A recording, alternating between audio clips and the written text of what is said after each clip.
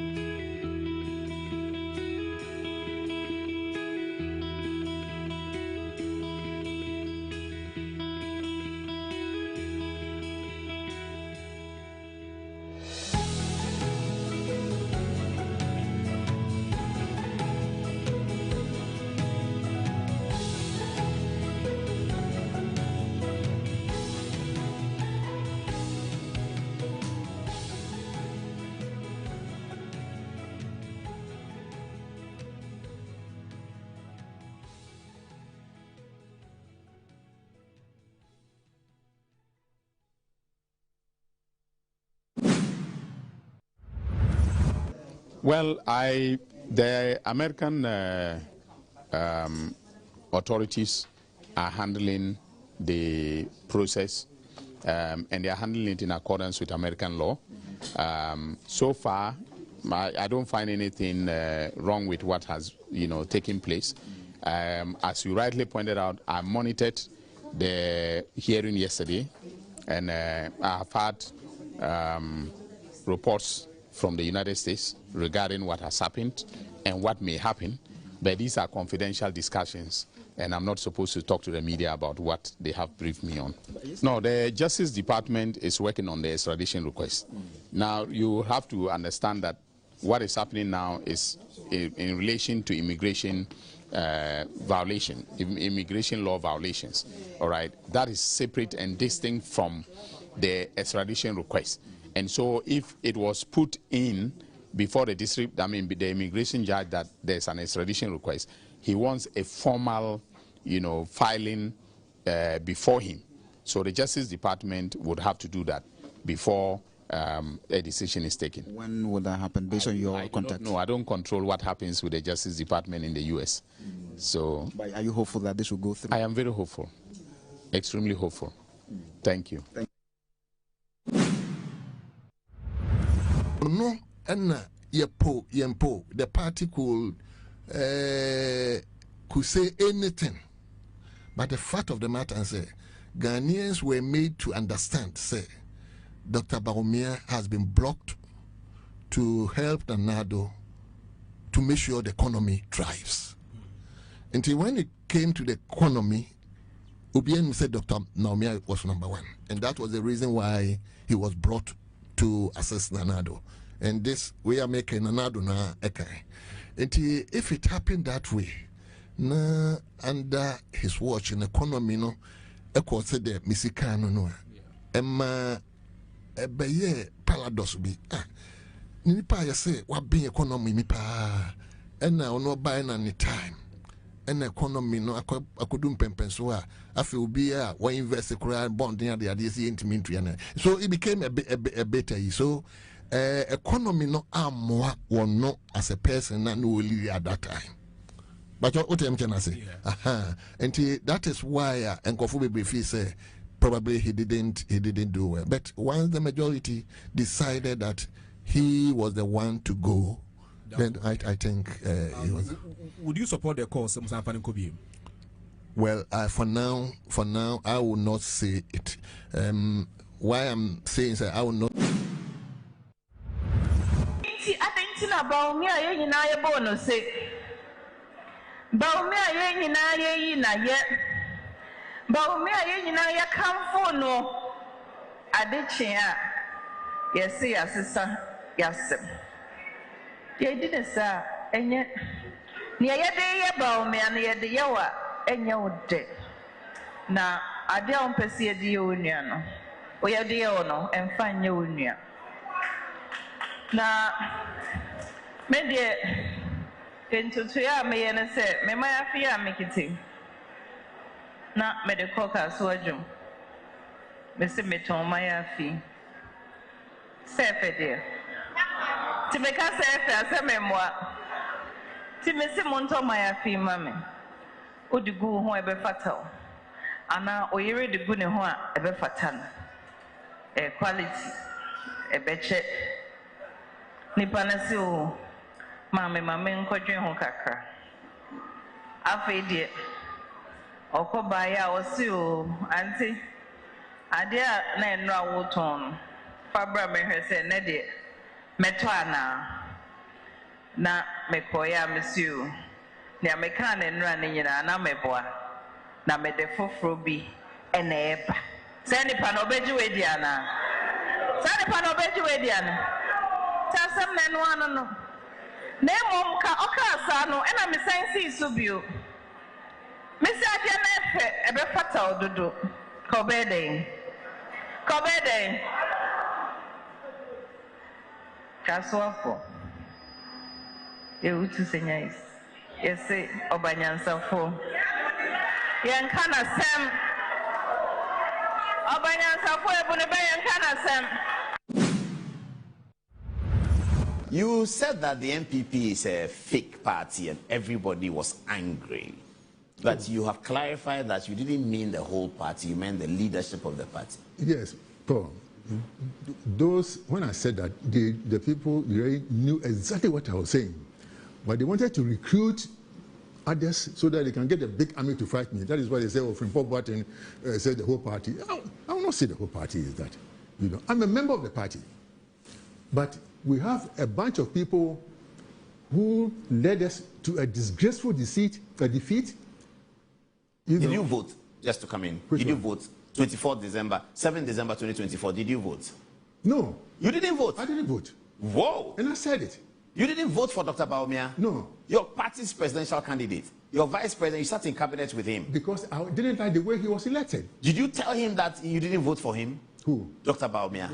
He's not my friend. I don't meet him. If you were the person that Nana Akufo-Addo made running mate, and you became vice president, and you became the party's presidential candidate, and I was a minister for whatever, and I go on television and say, I didn't vote, I didn't go to, I didn't tell. I was a free person. No, you were a minister in the first term. Yes. Did you vote in 2020? Of course I did. Did you vote for Nana Akufo-Addo? Oh, exactly. Is it because you were a minister at that time? No, because we all loved the way Akufo-Addo was elected as flag bearer. But you see, if we trace people's hands, if you bribe the crooked and intimidate the coward for people to vote for a candidate, the backlash is what you saw. Who did that? Who bribed who, intimidated who? You are an establishment person. You know that. No, I was following the election. I followed many MPP contests. I've been following since 1998. I saw the Dr. Bawumia election. I supported him. Some of them showed me the money they were given and what they were told. Oh, but that's been happening from all contexts. So when we went to Legon in 2007, Akufo-Addo versus Alan, people were giving money in envelopes. Is that bribery? They say it's for TNT. You have run for president before, Prof. Didn't you ever give anyone TNT? No, that is different. But that's what you saw. No. Look, you are behaving as if you don't know what bribe is and what TNT is. But that's what I'm saying. So how much was it? You said you gave them envelopes. That's for envelope. Big fat envelopes. How much was in it? I won't tell you. Go, you know these things. Okay, so the size of the money determines let me come to the point. Yes, please. So I didn't like the way it was done. We were defeated. And then you devised a new system, a top-down approach. Instead of uniting the party, coming out with the factors that led to our defeat. And we discussed these things that But the Michael Quay reports. Michael Quay report, I have not seen the report. It wasn't made public. Have you asked for it? You're a senior member of the party. I cannot ask for it. What? Have you asked for it? What? No, you have to make it public. I mean, if I ask, the Kwesi Botwe report produced by Kwesi Botwe for John Mahama's defeat in 2016 was never made public. Do you make things like that public? Of course, why not? The details of how a party. So it is written in there that Professor Frimpong Boateng was dating the Amansi West End. Do we make that public? That will not be a factor that will lead to a defeat. It can. If because of that you forced her as MP in the area and they put in we lost the presidential election. What I'm saying is, so we lost. Yeah, we lost. There was a Michael Quay report commissioned. And it was a bad loss. Heavy, very bad. I think that the executive should have resigned and blocked.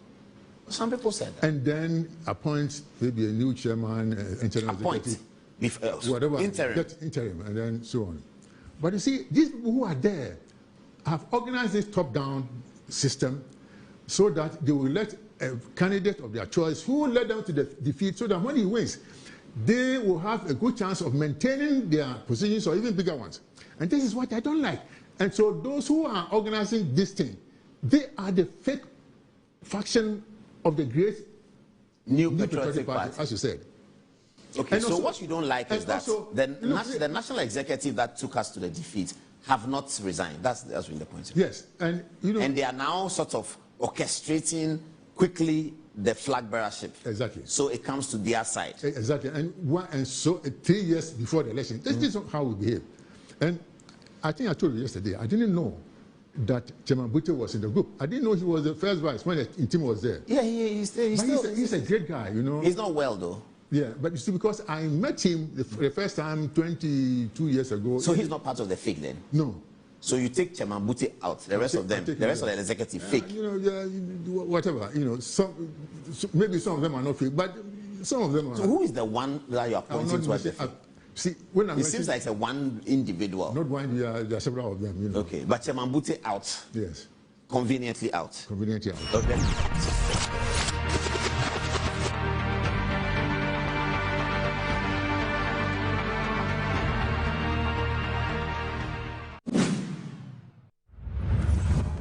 Well, the American authorities are handling the process, and they are handling it in accordance with American law. So far, I don't find anything wrong with what has, taken place. As you rightly pointed out, I monitored the hearing yesterday, and I have had reports from the United States regarding what has happened and what may happen, but these are confidential discussions, and I'm not supposed to talk to the media about what they have briefed me on. No, the Justice Department is working on the extradition request. Now, you have to understand that what is happening now is in relation to immigration immigration law violations, all right? That is separate and distinct from the extradition request. And so if it was put in before the district, the immigration judge, that there's an extradition request, he wants a formal, filing before him. So the Justice Department would have to do that before a decision is taken. When will that happen, based on your contact? No, I don't control what happens with the Justice Department in the U.S. So, but are you hopeful that this will go through? I am very hopeful, extremely hopeful. Thank you.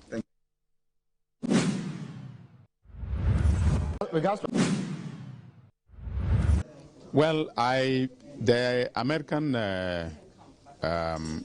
authorities are handling the process, and they are handling it in accordance with American law. So far, I don't find anything wrong with what has, taken place. As you rightly pointed out, I monitored the hearing yesterday, and I have had reports from the United States regarding what has happened and what may happen, but these are confidential discussions, and I'm not supposed to talk to the media about what they have.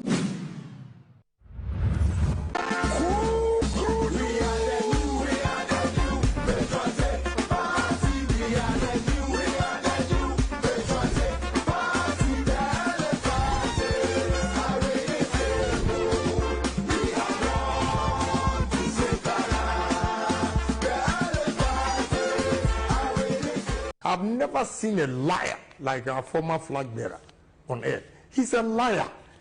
Said, Edubuahin, one contested because not Oya. This man is a liar. Today, I tell you, he's a liar. You shouldn't vote for a liar. A man who is lying to have power. Wow. Won't hear the history. Edubuahin, occurred 1992, and we winning. And occur general election and will lose you. 1996, the former black flag bearer Ejine Kumasi Kasena Edubuahin Yare. Kufuor contested Edubuahin in 1996, and Kufuor BT Edubuahin Edebeye flag bearer. He was fighting to go on the post, and they did not agree. And we contested, I will pay power. Obi abedi o mining now to be detro a distorted history. Say, Mesra Mamon to Abama. We go Mumian. Obi Amanini Canadian so we're a liar. What the bar? We're a liar, and the people are not going to vote for him. He's not a trustworthy person. When I heard him yesterday saying that, I said, what? A presidential candidate who wants people to vote for him will look eyeball to eyeball and lie. He's a big liar. Men the catch up on me. We're a liar. So to me, Kojina said, "Na Edubuahin yare." Wow. Timesram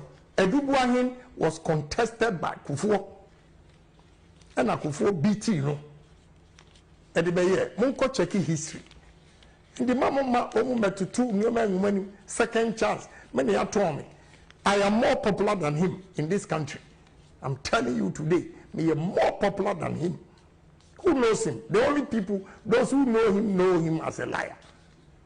And he continues to lie. That is why we lost. One to me economy who wants to be a digital, am I lose you? And you people that I'm talking to know why you didn't vote for him, because of the tribal conflict. The tribal conflict. And we lost the 5 northern regions. And his lie, he said, oh no, when you're the highest vote. Akufo-Addo had 20 seats, parliamentary seats, and now we're 10. How can you say, when you're the highest vote? Mesrem. A trona papa ni deep for power, no dear. Mudi agroko ye mistakes, you best have to know opposition. Kogana ni di antrosono. Open is a tronco and a woody. A tronc would do Ashanti region. Why so desperate? He said, a tronco and a very woody. And why we want to win power. And if you want to win power, ask the Muslims themselves. They will tell you. So, Oko, Adum Cheho, Eddie Ikogu, Nantian Tomano, Oko, Mungwa, Eomu, Shrine, Eddie Gunzi, Yan Tomano. The Muslims say it all the time. The Christians are saying, Yan Tomano. So, what are we saying? Do we want to lose power? When these same Muslims say, bring Canada, Japan, Christians are saying, bring Canada, Japan. And you are not catch it and say, what is Zongo, Muslim, nothing votes, paper. What happened in the north? And you are aware, you are the very people. More witness say, his brutality. I have to tell you the truth. What is here? In this hour, and Trona or Namudi Dieno, and Nukurabemo will lose election. Tibunya Bo, Namuntua Bama, Canada, Japan. Niamma nokure enedi ewo Ghanaian politics. Listen, people in Boko Enkle, you know very well, the tribal conflict played a role for us to lose. Religious problems caused us because of him. He has to accept it. The boy says he come me. I'm about to say, young two mano or no go jina dum che and young two mano. They tell me all the time. They come to me. They tell me. Tribal conflict, any religious problems. It's a fact. And you are there. You experience it yourself. It is a trona because he wants power. And you want. The message Munya Gidi. Say Ghana, give it to me a year. Bedemasi. I mean, sure, Munya.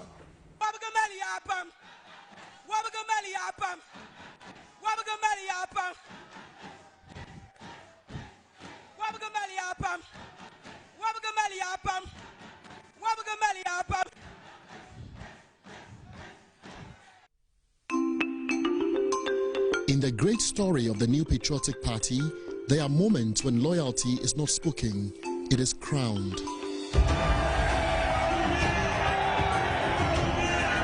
From the heart of the savannah to the soul of the Northeast to the spirit of the Northern region, it was resounding endorsement for a man whose loyalty to the NPP has been tested and proven. He has a track record. He has demonstrated leadership qualities, leadership capabilities. That makes him unique. He doesn't panic when a situation arises. He's calm, he takes his cool and makes sure that reasoning prevails. We are in Northeast region, Wale constituency. In Dr. Bawumia's home constituency of Wale, the journey became history. The custodians of the party did not only receive him, they crowned him with respect and trust, humbly stopping him from delivering his message. For them, his message had already traveled ahead of him. He doesn't need to talk to us to vote for him. All the Northeast region and then the Wale constituency, we have decided and declared our support 100% for him. The song the people were singing was nothing but a song of appreciation.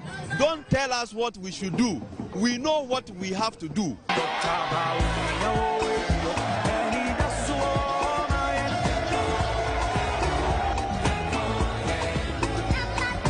In Yagaba Kubore, Sola and Damongo, the journey took a new meaning. Delegates rose not because they were told to, but because they believed. They believed that Dr. Mahmoud Bawumia is the bridge between every part of the NPP, between loyalty and the future. They have misread the NPP. Obia, a student of NPP politics.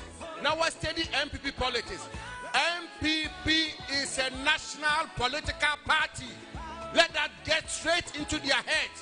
NPP is not a southern party, it's not a northern party, it's not an eastern party, it's not a western party. It is a Ghana party, a national party. And NPP will show that Dr. Mahamudu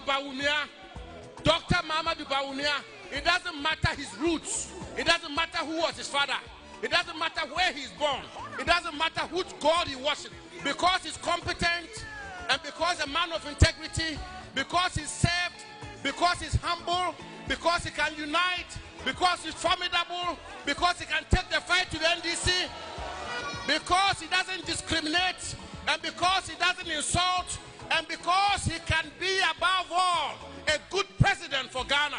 MPP will reward him on January 31st.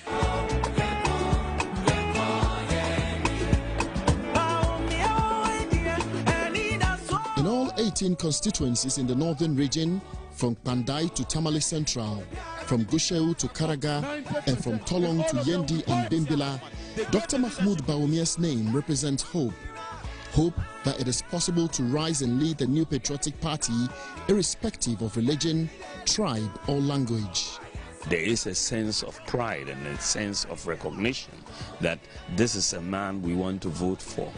It's not because he's from the north. After all, if they wanted a regional leader, Dombo should have been leader. Or, Malik Al-Hassan in 98 should have been leader. Or Aliyu Mahama in 2007 should have been leader. But they did not support Aliyu or support Malik, right? They didn't. They rather supported Kufuor and Akufo-Addo. So they are very objective in their assessment. If you come in and just say, vote for me because I'm your brother or your son, they are not going to listen. They will assess you, and if they make the right assessment and they say that, yes, you deserve the leadership, they will support you. And so I am very always looking in their faces as I speak, and I can see one of satisfaction, one of pride, one of support that they have for me, and I'm very, very honored and thankful for their support. 3 days to the election.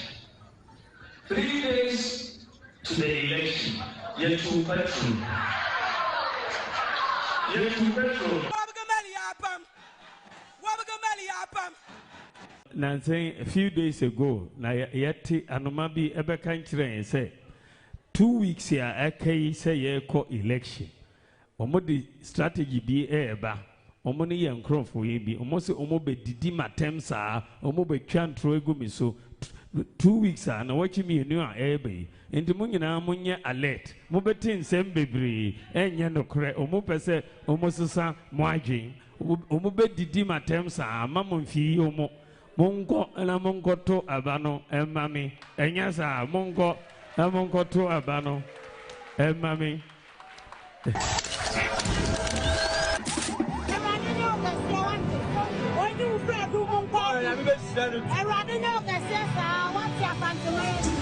Where do you get Asanteman go wusi den kasa bomba happy. Minsem ni nashe mi team dan kwama na betrim. SOBC da fi Canada besi e bi brem. Anka me paba so Asanteman si die besi bia ni suo bebo ya kra ye direm. Odo amachia me refida. Inti bigi sasa dentina. Macha modo amare ho aka mi say mo hunti ya do tamfo hihye nyina. Kame ne hwan me twebo tan. Asante die be ye musuo ne sign. Me hye wopim so na wo ma me kwan. Afa na mehu Asante your mind. Yeah. Asante your mind. You kai. Say na Asante. After our defeat, I had a sober reflection because there's something that worries me in this party. When you have worked hard for this party and you are no more in your office, you are treated as if you are a forgotten person. And so I built a proposal And I said to the party, if we want to rebuild our party, we need to make sure all former executives, from polling stations, electoral area, constituency executives, regional executives, national executives, former ministers, former DCEs, they should all be given a voting right. And it was captured in this document that I authored on the 17th of April to the National Council. But I was the one who submitted, went round, campaigned on radio, met the committee that was headed by my colleague Frank Davis. And eventually, although we didn't get everything, I would have wished that to reduce the monetization that politics has become recently, that we would have more people voting, especially if they had allowed the former polling station executive. Can you imagine the enthusiasm? Today I can see the enthusiasm on the faces of the former officers. I went to a constituency and some of them had not met for 14 years. That was the first time they were meeting. Oh. We need to rebuild this party. So that is the vision that I have, a vision of uniting this party, making everybody feel a sense of belonging. And I'm not saying this just as mere words. The examples I've given you show that that's how I've lived my life.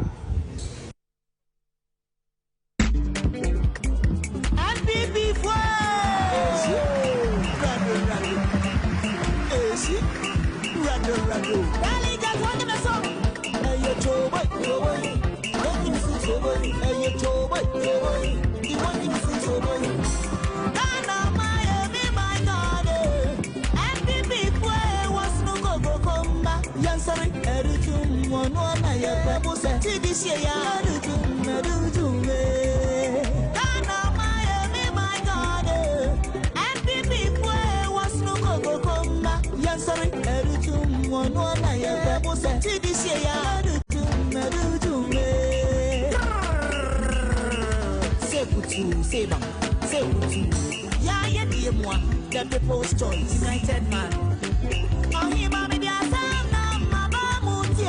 Dr. Educhu, Dr. Educhu, Staff schools, TV schools, robotics, free SHS, free school fees, engineering school scholarships.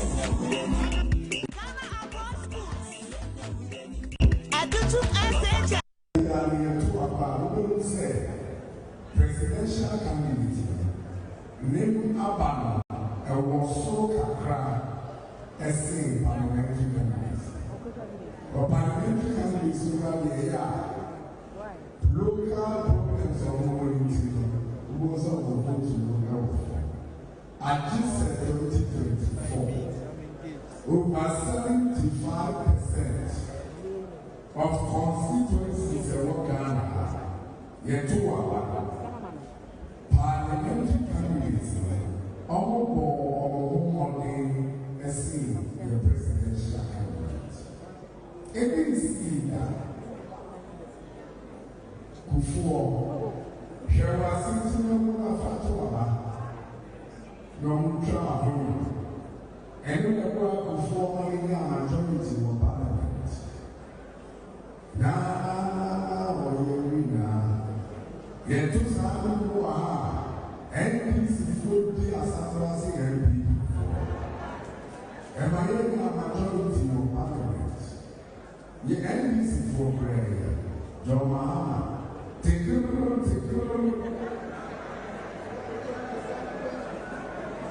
Now, what being an NPC majority of parliament?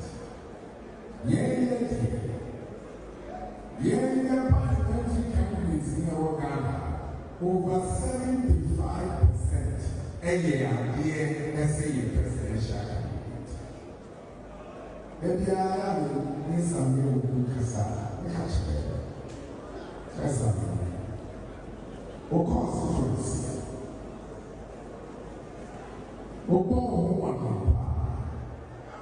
we campaign, one more day, which have symptoms now as a question. And so we are very north, who was a Nipa 3,271 and 201. And so we do our dogs from Tremor.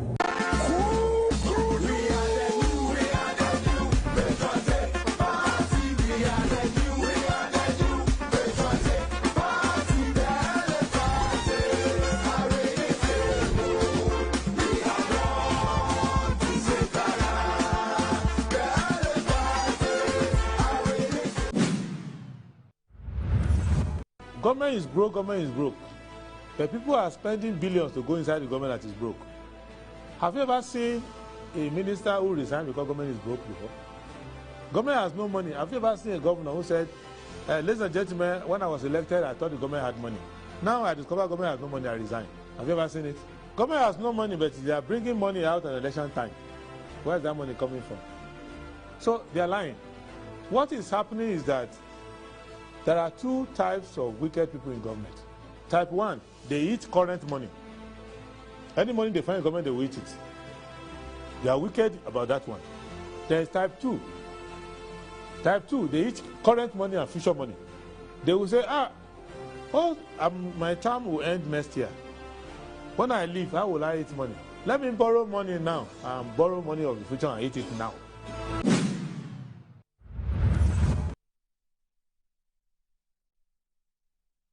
Good morning. Good morning. Good morning. Thank you very much for joining us. This is Good Morning Ghana on the Metro Television. My name is Audu Moro, and it's always a pleasure to come your way. It's a beautiful, beautiful Thursday morning. This is the day the Lord has made, and indeed we're glad in it. I want to say a big thanks to the Almighty God for making it possible for us to return here to join the nation's conversation on the big, big, big issues that are happening in our dear country, Ghana. I also want to say a big thanks to you, our loyal, cherished, valued audience, for tuning in every morning. We're really, really grateful. Without you, we don't have a show. Today is the 22nd of January 2026, and again, this is how fast time flies. I'll go straight ahead and look at the front pages of the newspapers that we have today. And as usual, I'll start with the Daily Graphic. Daily Graphic this morning is reporting that non-traditional export up 41%. Non-traditional export up 41%. Ministry targets $10 billion by 2030. that's AC for NCA, push nature-based solutions for Ghana's development. Ghana committed to expanding relations with China. Vice President. Statements on global issues, not foreign policy shift. And there's nearly 1 million people exit poverty. The Metro Lens, Chebi MCA rescues Brim River, disables equipment to halt illegal mining. There's Gold Board, Gold Coast refinery deal to create jobs, support local miners. The Santor Energy, Star Oil team up for cheaper fuel, plan loyalty rewards. U.S. visa freeze, minority warns of diplomatic fallout, urges swift action. That's with today's Metro Lens. The New Republic, press freedom on trial. Ofori Atte's fake wife dirty money pops up. U.S. investigators probe deeper ahead of extradition decision. Bahama chairs Davos launch of Accra Reset. Imani chief exposes $15 billion Chebi looters.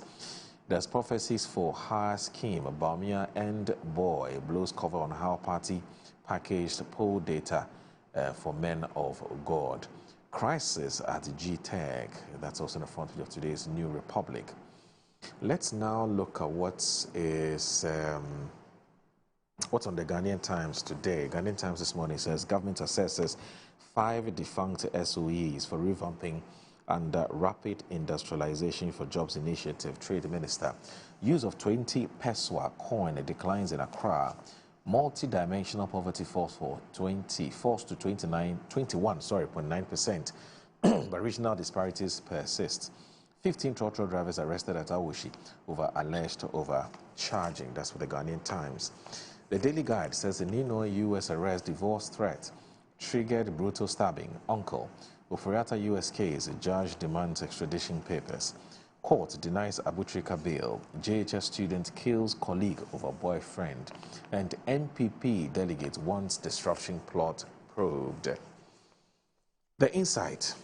At World Economic Forum in Davos, Mahama leads Accra Research talks today amid great power rivalries, trade tensions, conflict, others. Cervical cancer in Ghana, a fight we should already be winning. The Save the Nation appeals to UN to ensure global peace amid rising conflicts, tensions. Ghana, China seal $30 million grants for the Damongo University project. Over 400 jobs lost, entitlements delayed as a Heath Goldfields faces scrutiny. IEA survey reveals most Ghanaians say country on right path under Mahama. The Daily Post. Minorities press conference on removal of a Black West most useless ever, Edem Agbana. Ghana deepens strategic fisheries partnership with China to drive food security, jobs and blue economy grows. U.S. Justice Department working on extradition request for former Finance Minister Ken Ofori-Atta, says AG Ayine. That's it with the newspapers, and then let's check out what's online. And I'll start with the City Newsroom that says that Ghana has improved living standards, but jobs remain a challenge. Big regions, big birding, Ashanti and Eastern regions top Ghana's poverty numbers. VRA NEDCO announces 3-day power rotation in Sunyani, and as COVID-19, IMF provided $70 billion in support to sub-Saharan Africa. That's Abebe Selassie. So what's on Ghana Web? Ghana Web, right? So Ghana Web this morning says, Osei Chairman Sabonsu loses cool, blast Kennedy Japan over attacks on Baumia, blame ground up. There's a Glemboating, if anything happens to me, Kwesi Arthur cries out. And there's lessons for Ghana from AFCON 2025 through the lens of mindset transformation. And as GPHA board undertakes familiarization tour of key ports and health facilities. And then My Jaw Online we have managed to build sufficient confidence among MPP members, according to Osei Chairman Sabonsu. According to Osei Owusu. There's Mahama Champions Accra Research at World Economic Forum meeting today. We laid out the rules for all candidates. Osei Owusu defends NPP internal election process. And then let me now go to the best online portal in Ghana at the moment, and the online portal that gets Ghanaians talking all the time. That Lumba's children deny feud with mother over father's estate. And there's 12 new Mpox cases recorded on patient admitted. And then you also have the Ghanaian national arrested in Ohio over US CIS uncovers hidden fraud conviction. And then finally, Aban Boniaba, public uproar over NIA price increment despite CD gains. Okay, I guess that one of these days would have to host the NIA, the NIA boss in the studio to talk to us about this price adjustment, because we need to understand what's in 4 minutes. Anyway, so that's it for the newspaper and online review. Please stay with us. This is Good Morning Ghana on Metro Television. Don't go anywhere, please.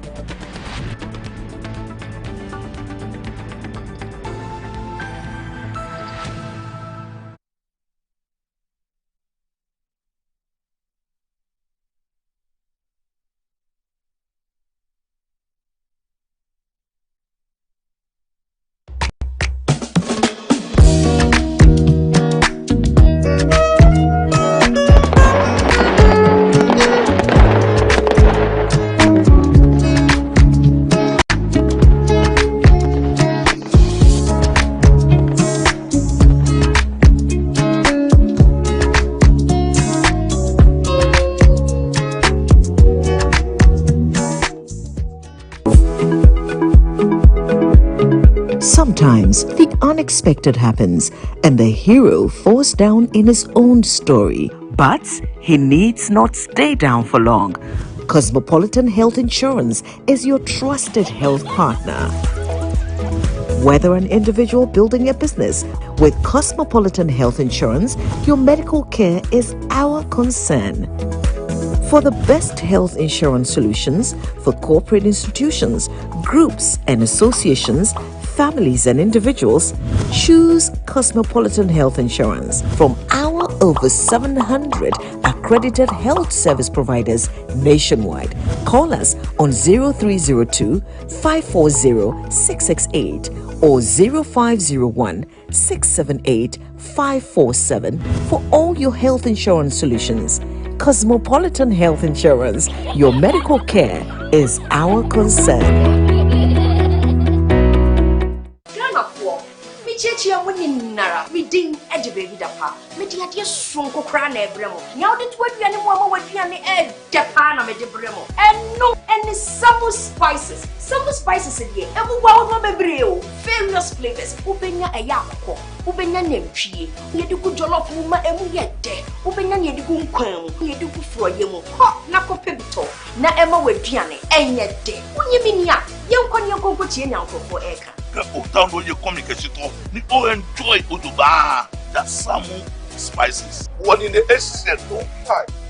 I'm going to get it. Samu spices in a Sabi, Daddy so say. Samu spices, Moon Samu. Samu spices, Yama chicken. Samu spices. In Sanaka in Ketwa, measure 10 grams. Your chicken, spaghetti, garlic and ginger, stew, and jollof, and the flavors of Bebre. Samu spices, yes, Saka. I'm a brand manager. Of course, I accept only quality and affordable printed souvenirs for my promotional campaigns. I'm the head of academic affairs of a very important institution in Ghana. Of course, we only deal with quality, reliable printing companies for our institution's printing materials. I'm talking about Appointed Time Printing. Appointed Time Printings. We take pride in our extensive print scope that transform your ideas into captivating visual masterpieces. We delve into the core objectives and vision of each print project. Precision printing is at the heart of our printing process as we meet your tight deadlines. Our rigorous inspection, color verification, and overall printing excellence are assured. 20 years of printing excellence. It's always a pleasure working with you to create a vibrant, dazzling printing experience that gives you a masterpiece. Appointed Time Printing, your world of quality and affordable printing.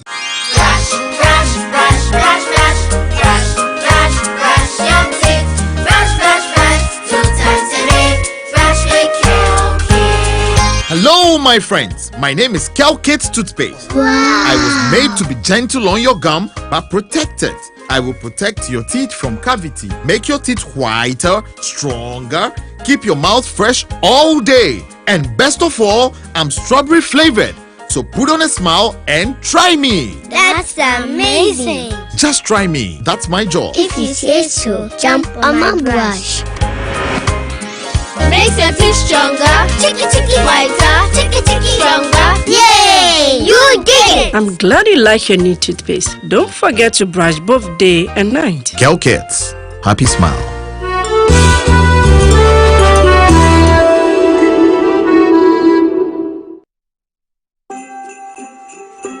The festive season is here again, and your most preferred estate partner is giving you 25% discount on land sale. Yes, for our Bronya Asase promo, Estate Masters is offering this massive discount for outright purchases. This includes free indenture, free site plan, and a free site visit. So what are you waiting for? Rush now and secure a plot of land while it is still hot. Reach out to us using the numbers below or visit our website at www.estatemastersgh.com. Estate Masters, your most preferred estate partner.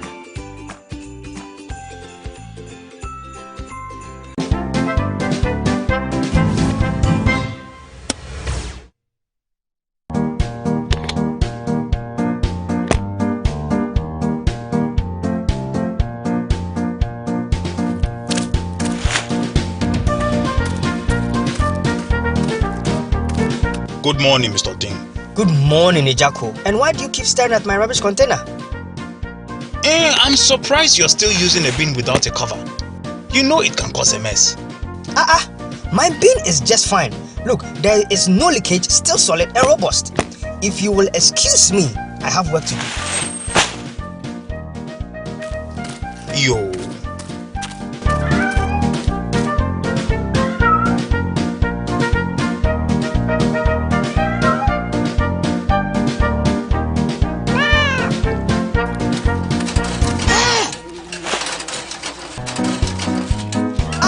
This cat's man. Dustbins are a great way of keeping trash off the street and homes. However, the use of bins without fitting covers pose a challenge with stench from rotten items, flies, and scavengers. Keep the environment clean and healthy. Get dustbins with fitting covers.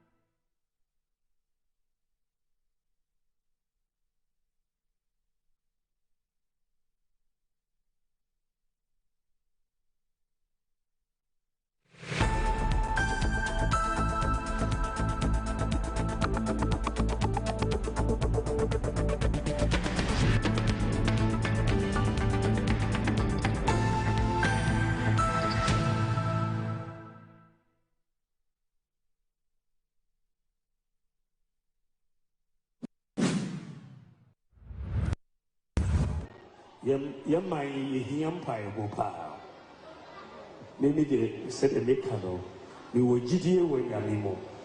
He did say, your bompire Yamiti, Yampai. 80 na Yankamo for Debbie, I say, you come Mecca, Echo Bompire, yes, sir. Ye Mecca, Echo High, maybe she shall fulfill ever. Said the Incamopoia called Mecca, Bompire. Yes, you have to say a boy Christopher, Pastor Samuko Israel, Echo Bompire.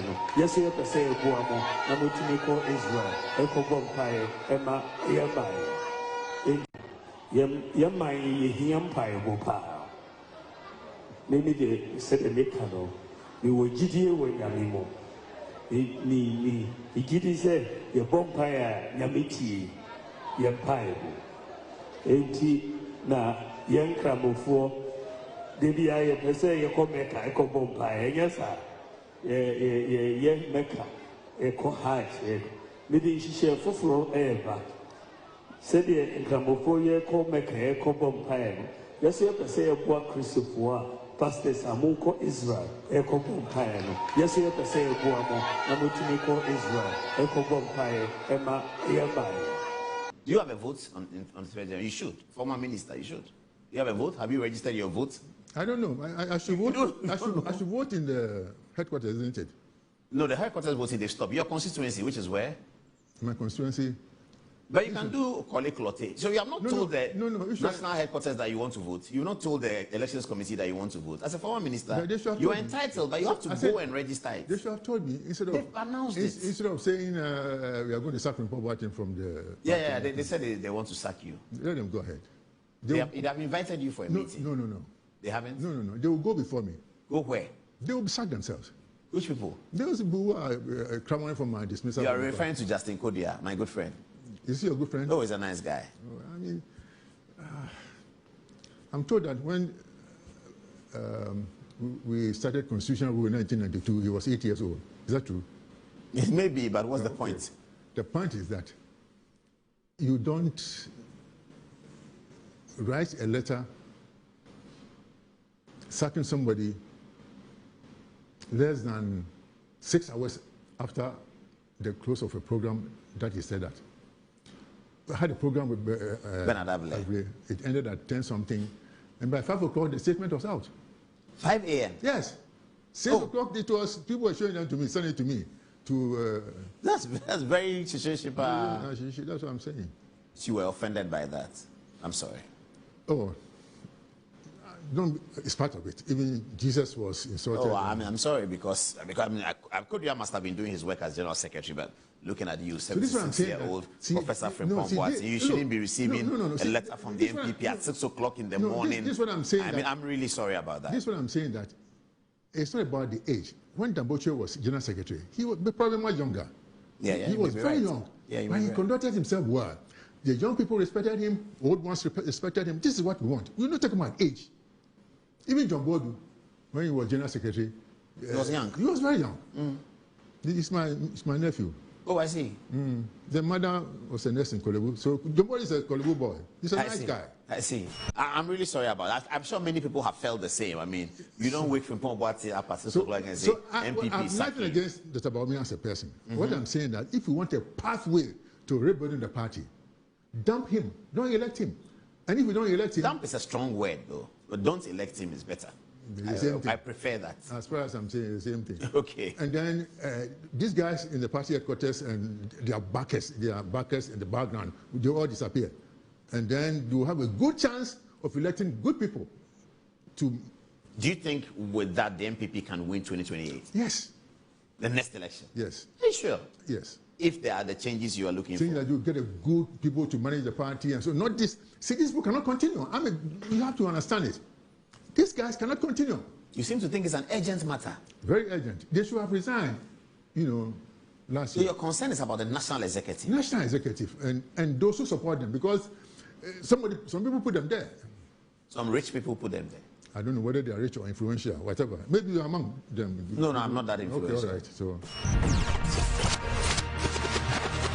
You said that the MPP is a fake party and everybody was angry. But you have clarified that you didn't mean the whole party, you meant the leadership of the party. Yes, Paul. When I said that, the people really knew exactly what I was saying. But they wanted to recruit others so that they can get a big army to fight me. That is why they say, Frimpong Boateng said the whole party. I will not say the whole party is that. I'm a member of the party. But we have a bunch of people who led us to a disgraceful defeat. Did you vote, just to come in? Did you vote 24th December, 7th December 2024? Did you vote? No. You didn't vote? I didn't vote. Whoa. And I said it. You didn't vote for Dr. Bawumia? No. Your party's presidential candidate, your vice president, you sat in cabinet with him. Because I didn't like the way he was elected. Did you tell him that you didn't vote for him? Who? Dr. Bawumia. He's not my friend. I don't meet him. If you were the person that Nana Akufo-Addo made running mate, and you became vice president, and you became the party's presidential candidate, and I was a minister for whatever, and I go on television and say, I didn't vote. I didn't go to... I wasn't a minister. I was a free person. No, you were a minister in the first term. Yes. Did you vote in 2020? Of course I did. Did you vote for Nana Akufo-Addo? Oh, exactly. Is it because you were a minister at that time? No. Because we all loved the way Akufo-Addo was elected as flag bearer. But you see, if you trace people's hands, if you bribe the crooked and intimidate the coward for people to vote for a candidate, the backlash is what you saw. Who did that? Who bribed who, intimidated who? You are an establishment person. You know that. No, I was following the election. I followed many MPP contests. I've been following since 1998. I saw the Dr. Bawumia election. I supported him. Some of them showed me the money they were given and what they were told. Oh, but that's been happening from all contexts. So when we went to Legon in 2007, Akufo-Addo versus Alan, people were giving money in envelopes. Is that bribery? They say it's for TNT. You have run for president before, Prof. Didn't you ever give anyone TNT? No, that is different. But that's what you saw. No. Look, you are behaving as if you don't know what bribe is and what TNT is. But that's what I'm saying. So how much was it? You said they gave them envelopes. That's for envelope. Big fat envelopes. How much was in it? I won't tell you. Go, you know these things. Okay, so the size of the money determines let me whether it's bribery. Let me come to the point. Yes, please. So I didn't like the way it was done. We were defeated. And then you devised a new system, a top-down approach. Instead of uniting the party, coming out with the factors that led to our defeat. And we discussed these things, digest. But the Michael Quay reports. Michael Quay report, I have not seen the report. It wasn't made public. Have you asked for it? You're a senior member of the party. I cannot ask for it. What? Have you asked for it? What? No, I mean, you have to make it public. I mean, if I ask, what about the Kwesi Botwe report produced by Kwesi Botwe for John Mahama's defeat in 2016 was never made public. Do you make things like that public? Of course, why not? The details of how a party. So if it's written in there that Professor Frimpong Boateng was dating the Amansi West End, do we make that public? That will not be a factor that will lead to a defeat. It can. If because of that you forced her as MP in the area and they put in we lost the presidential election. What I'm saying is, so we lost. Yeah, we lost. There was a Michael Quay report commissioned. And it was a bad loss. Heavy, very bad. I think that the executive should have resigned and block. Some people said that. And then appoint maybe a new chairman, interim executive. Whatever. Interim, and then so on. But you see, these people who are there have organized this top-down system so that they will let a candidate of their choice who will lead them to the defeat so that when he wins, they will have a good chance of maintaining their positions or even bigger ones. And this is what I don't like. And so those who are organizing this thing, they are the fake faction of the great New Patriotic Party, as you said. Okay, and so also, what you don't like is that the national executive that took us to the defeat have not resigned. That's really the point. Yes, and and they are now sort of orchestrating quickly the flag bearership. Exactly. So it comes to their side. Exactly, and so 3 years before the election, this is how we behave. And I think I told you yesterday, I didn't know that Chairman Bute was in the group. I didn't know he was the first vice when the team was there. Yeah, he's a great guy, you know. He's not well, though. Yeah, but you see, because I met him the first time 22 years ago. So he's not part of the fake then? No. So you take Chairman Bute out, the rest of them, the rest of the executive fake? You know, whatever, you know, maybe some of them are not fake, but some of them are. So who is the one that you're pointing to as the fake? See, when it seems like it's a one individual. Not one, there are several of them. You know. Okay, but Chairman Bute out. Yes. Conveniently out. Conveniently out. Okay.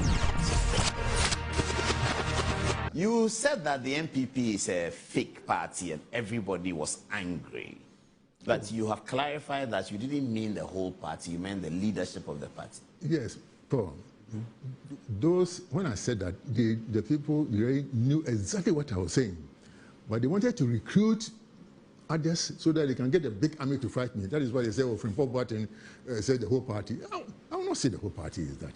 You know, I'm a member of the party. But we have a bunch of people who led us to a disgraceful defeat. Did you vote, just to come in? Did you vote 24th December, 7th December 2024? Did you vote? No. You didn't vote? I didn't vote. Whoa. And I said it.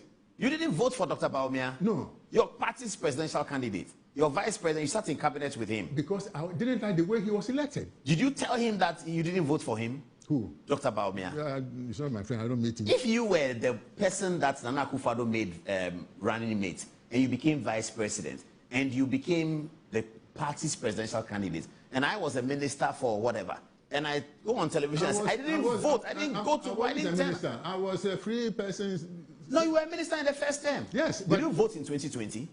Of course I did. Did you vote for Nana Akufo-Addo? Oh, exactly. Is it because you were a minister at that time? No, because we all loved the way Akufo-Addo was elected as flag bearer. But you see, if you trace people's hands, if you bribe the crooked and intimidate the coward for people to vote for a candidate, the backlash is what you saw. Who did that? Who bribed who, intimidated who? You are an establishment person. You know that. No, I was following the election. I followed many MPP contests. I've been following since 1998. Because I saw the Dr. Bawumia election. I supported him. Some of them showed me the money they were giving and what they were told. Oh, but that's been happening from all contexts. When we went to Legon in 2007, Akufo-Addo versus Alan, people were giving money in envelopes. Is that bribery? They say it's for TNT. You have run for president before, Prof. Didn't you ever give anyone TNT? No, that is different. But that's what you saw. No. Look. Today you've heard that there's going to be a picketing at the American embassy. Those who are doing the picketing, Star Ghana, right? Star Ghana, they were in this country when the Attorney General gave Noli Prosequi to NDC members. But because Arise Ghana, because Arise Ghana is majority of their membership comes from the NDC, they never opened their mouth. In fact, they went on a vacation when the Attorney General gave a Noli Prosequi to NDC members. All of a sudden, the same movement are now at, what is it called? They are now picketing against Ken Ofori-Atta. This is injustice. These are not the type of movements we want in the country. Political movements that are very selective. When their government is in power, they will still even be fighting opposition. It is shameful. Okay. Very, very shameful. And if I were to be the American embassy, I will release dogs on them so that it will chase them out of their place. They seek permission. It's not a matter of permission. I will look into Ghana police as well, so they have permission to picket. That's their rights. That's why I'm saying that if I were to be the American, I will follow through the thing and release dogs on them so that it will chase them out of that place. Today you've heard that there's going to be a picketing at the American embassy. Those who are doing the picketing, Star Ghana, right? Star Ghana, they were in this country when the Attorney General gave Noli Prosequi to NDC members. But because Arise Ghana, because Arise Ghana is majority of their membership comes from the NDC, they never opened their mouth. In fact, they went on a vacation when the Attorney General gave a Noli Prosequi to NDC members. All of a sudden, the same movement are now at, what is it called? They are now picketing against Ken Ofori-Atta. This is injustice. These are not the type of movements we want in the country. Political movements that are very selective. When their government is in power, they will still even be fighting opposition. It is shameful. Okay. Very, very shameful. And if I were to be the American embassy, I will release dogs on them so that it will chase them out of their place. They seek permission. It's not a matter of permission. I will look into Ghana police as well, so they have permission to picket. That's their rights. That's why I'm saying that if I were to be the American, I will follow through the thing and release dogs on them so that it will chase them out of that place. Today you've heard that there's going to be a picketing at the American embassy. Those who are doing the picketing, Star Ghana, right? Star Ghana, they were in this country when the Attorney General gave Noli Prosequi to NDC members. But because Arise Ghana, because Arise Ghana is majority of their membership comes from the NDC. They never opened their mouth. In fact, they went on a vacation when the Attorney General gave a Noli Prosequi to NDC members. All of a sudden, your foreign minister are now at, what is it called? They are now picketing against Ken Ofori-Atta. This is injustice. These are not the type of movements we want in the country. Political movements that are very selective. When their government is in power, they will still even be fighting opposition. It is shameful. Okay. Very, very shameful. And if I were to be the American embassy, I will release dogs on them so that it will chase them out of their place. They seek permission. It's not a matter of permission. I will look into Ghana police as well, so they have permission to picket. That's their rights. That's why I'm saying that if I were to be the American, I will follow through the thing and release dogs on them so that it will chase them out of that place. Good afternoon, Metro, to you and to your viewers. I would like to take this opportunity to thank you for the opportunity given me this afternoon to clarify issues pertaining to the planned protest by the PhD cohort of the Ghanaian students in the UK. First of all, I would like to let them know that I feel their pain. I hear them, I see them. And it's unfortunate that we all find ourselves in this situation. This situation wasn't created in a day. It was created over the years from 2020 to 2025. What we have been trying to do is to resolve the situation. And I will call on all parties to exercise restraint whilst we try to find solution to the situation that we find ourselves in. I personally came to meet a legacy debt of £35 million. Last year, we paid £3 million out of the £35 million. And like I said earlier, it's a legacy debt that was left from 2020, 2021 to 2025. And what amazes me is that under the former registrar, even though they were not paying the debt as and when it was due, they were still awarding more letters to students, which compiled the debt that we currently are faced with. I can assure them that I'm doing everything possible as High Commissioner here to make sure that some monies are sent to us here to resolve this issue. I am in touch with the Scholarship Secretariat, and they have assured me that by the end of first quarter, some monies will be sent to us. And hopefully when that money is sent, I'll be able to pay across, because it is not just the PhD students, we have master students as well. So whatever monies we get will be shared across to PhD students and to master students. But with this planned protest, you know, the modus operandi of this PhD cohort is always to run to the media before coming to the table for us to have a discussion. And I do not understand why they do that. For instance, last October 2025, was it October or November, they did write a petition to me. Before I even received the petition, they were already on the media discussing the petition and threatening to go on protest. And then shortly after, they wrote a letter to Keir Starmer, the Prime Minister of the UK, you know, telling the Prime Minister to force government to come and pay the £5 million that they, as PhD students, owed the various institutions. I found that very unfortunate, because we are a sovereign country, and running to you know, another country to get their prime minister to force your government to come and pay these debts. You know, for me, it's marks of a bit of colonialism, which doesn't sit well with me. But it's what they decided to do. It's unfortunate, but they did that.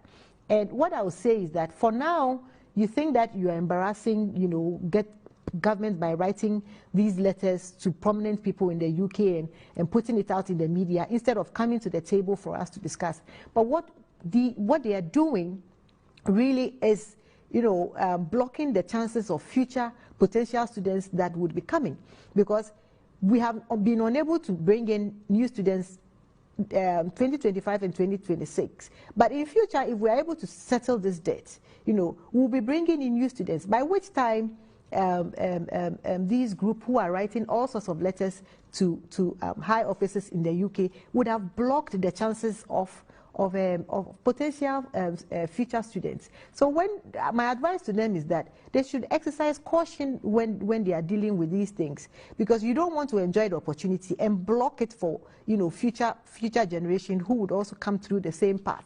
We need to be very cautious when we are doing these things. It's unfortunate that they did that, but they've already done it. And I'll give you an example. There was a lady who came as a student. She got pregnant, she delivered, and then she wrote to an NGO to assist her.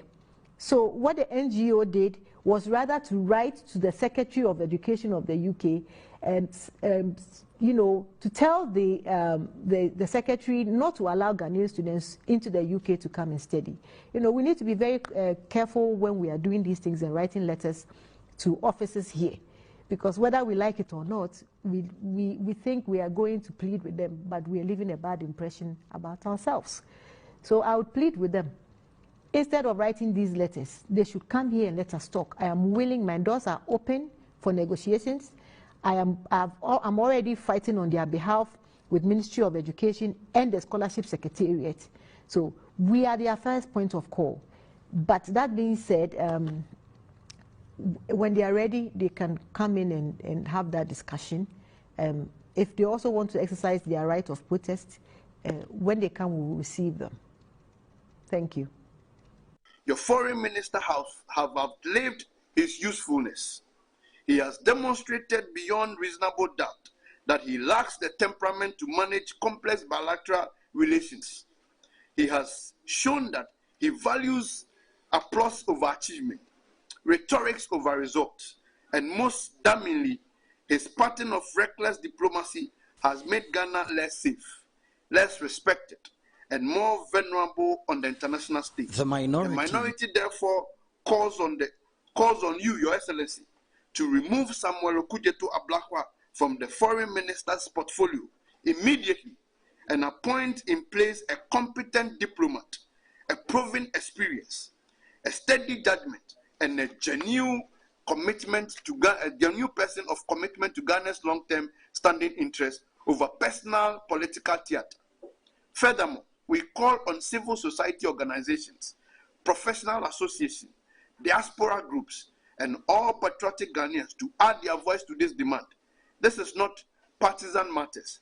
It is a matter of national survival. Now, beyond the removal of the minister, urgent steps are required.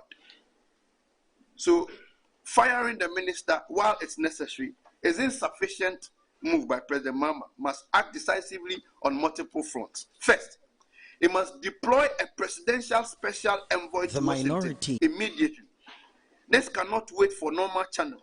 The president must send a respected, trusted senior figure with direct authority to negotiate Ghana's removal from this list in a way that is mutually beneficial.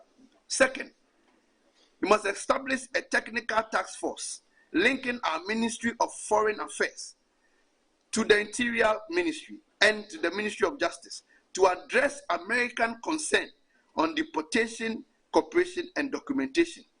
Full transparency, full cooperation, no excuses. Third, mobilize ECOWAS, AU, EU partners to advocate collectively for Ghana in Washington. Demonstrate that this affects regional stability and economic cooperation.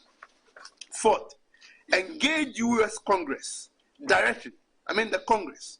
Ghana must engage the Congress directly, particularly the American lawmakers who value AGUA and security partnership must understand the damage this freeze is causing to us. This is the diplomatic price of reckless conduct, and that is why Ghana cannot afford another day of this foreign minister's incompetence and failure in office. If I wanted to be politically mischievous, I would just say that this was not produced by my era or tenure as minister, not by President Mahama, and that this curriculum was developed in 2024. But what is important is to answer the question, what is it that is good for Ghana and good for Ghanaian teachers and good for Ghanaian learners? I've asked NACA, the institution responsible, to take full responsibility for the controversy and to remedy with urgency. And accordingly, I'm told that NACA has determined that the definition of gender identity contained in the manual is not reflective of Ghanaian values and culture and our norms. Accordingly, the following immediate steps, I'm told, have been taken. Directed that a recall of all the 736 physically printed copies of the Year 2 Physical Education and Health Elective Teacher Manual for senior high schools, to a revised version of the Year 2 Physical Education and Health Elective Teacher Manual for senior high school, accessible via I'll give the address to you. So the online correction has been done and done appropriately. So nobody should be relying on the hard copies. And then also to remind us that the curriculum is dynamic and regularly updated to reflect current standards and trends. All revisions and updates will be reflected in the online version available at www.curriculumresources.edu.gh. So when you go there, you will know what is applicable and what must be instructive and what must be in use. Now, accordingly, my directive as Minister responsible for education, there should be no ambiguity whatsoever regarding the definition of a man as in a man, a woman as in a woman, as in biological sex. And sex means biological sex. Reference to man, woman, sex means reference to the biological sex and the sex of a person at birth. settled. So in every educational literature in Ghana must reflect same. So there should be no ambiguity whatsoever in the definition of a man, a woman, and sex. For our purposes, the sex of a person at birth holds. That depicts and reflects Ghanaian values and our norms. And that is how we want to bring up all Ghanaian learners in an environment that they appreciate, that the morality of our society rests in the extent to which they uphold these values. So I thought that I should use your forum to respond I have accordingly corrected it. So reference to a man, woman, and sex is reference to a biological sex. So forward, every publication of the Ministry of Education and the GES, and to all heads of institutions involved in the educational space, must respect this natural definition of sex and natural definition of a man and a woman. Nothing more. I thank you all.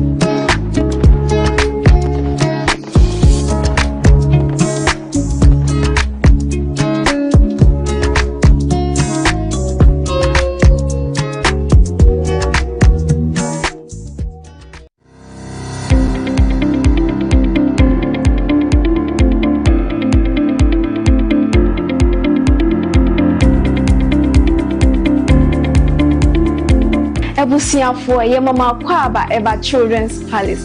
Nkwala nyema nyina fie enyi.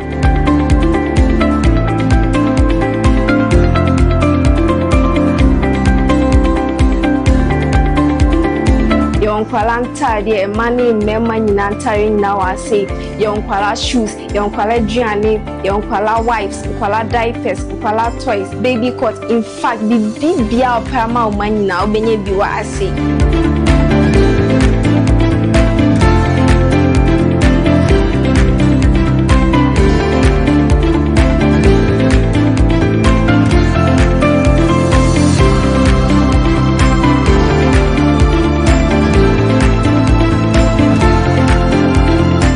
Located at East Legon Hills, Nana Krom KFC. Contact us on 059-6377-172. Children's Palace. Happy children, happy fashion. See you soon. Bye-bye.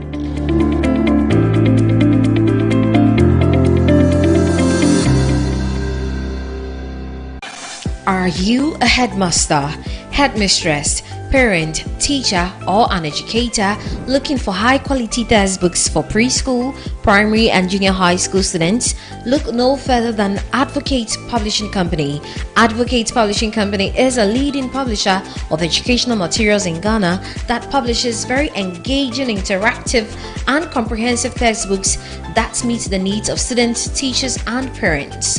Our textbooks are thoroughly published to make learning fun and easy. They are also designed to stimulate critical thinking, problem solving, and creativity in students. Make Advocate Publishing your preferred choice for all your educational needs. Explore our range of textbooks and educational resources. Visit us at the old GNTC yard near Kingsway, Accra. You can contact us on 0503 786 776 or 02408 06354, also 0531 600360, and connect with us on Instagram, X, and Facebook at Advo Publishing. Don't settle for less. Choose the best. Advocate Publishing Company, empowering young minds one textbook at a time. Think in publishing, think Advocate Publishing.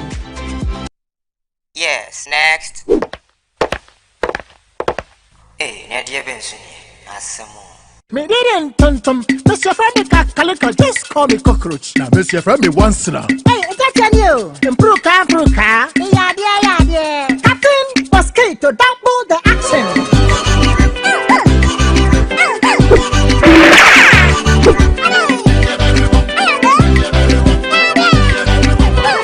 Me did it, Sasso spray. Mr. Friendly Sasso quell. Yeah, go to my Sasso.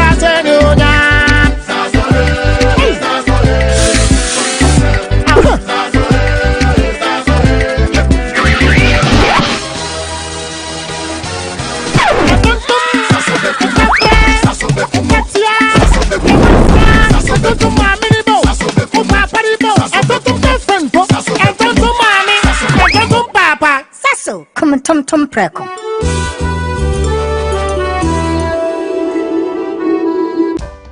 In my line of work, a confident smile is everything. Kel Charcoal Toothpaste keeps me on top of my game and ensures my smile is always radiant and bright. With the tiring nature of my job, we spend several hours under the scorching sun. To keep our teeth white and our breath fresh all the time, we use none other than Kel Charcoal Toothpaste. Kel Charcoal Toothpaste. You're on a Kessie and in a kit one. Samayo Kendini, who be here, Samacha Sapapadia to a mammy manful. Kel Charcoal's natural ingredients, and a bomb is so buying, and maniswing, Nesansu Mama Hoto so a will beg you. Kel Charcoal Toothpaste. Choose Kel Charcoal Toothpaste for anti-cavity, whiter teeth, and fresher breath all day. Available in 80-gram and 150-gram. Grab yours today. Kel, happy smile. This advert is FDA approved. Healthy soil is where every great harvest begins. At ACAP, we turn waste into wealth, producing rich organic compost made right here in Ghana for our farmers and our future.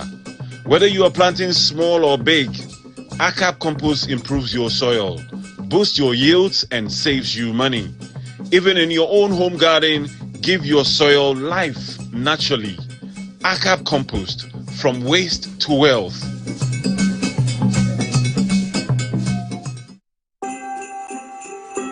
The festive season is here again, and your most preferred estate partner is giving you 25% discount on land sale.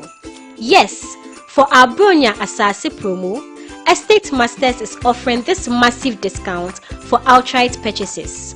This includes free indenture, free site plan, and a free site visit. So what are you waiting for? Rush now and secure a plot of land while it is still hot.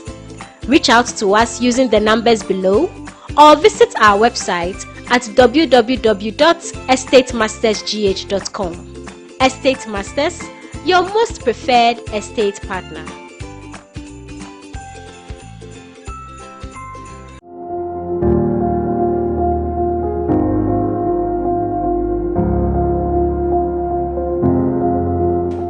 Zoomlion Private Services Limited, your waste management expert.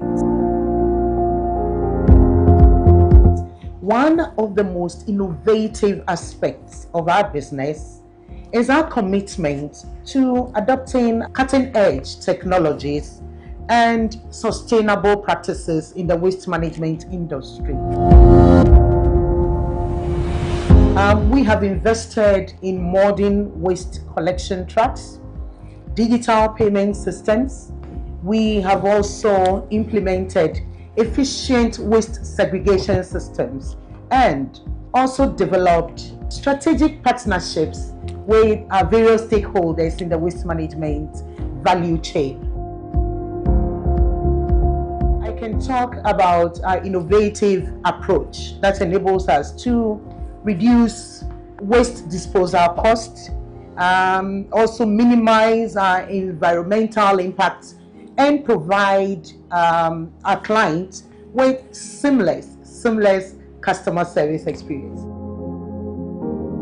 We are the waste management experts.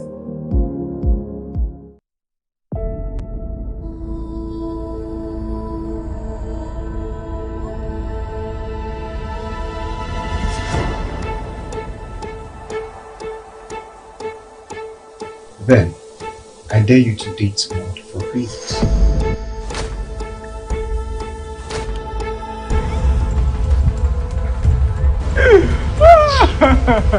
I will get that. You go get you. I will get that. So we can sit here more than 1 hour or close to 1 hour. If you only are Sabi, I go fit up. You know my friend, Alpha. Well, he wants to go on a date with you. You're kidding, right? Oh, I'm serious. No.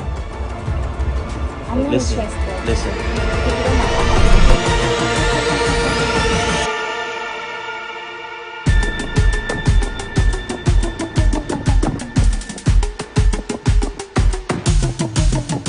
I'm just hoping this will continue forever.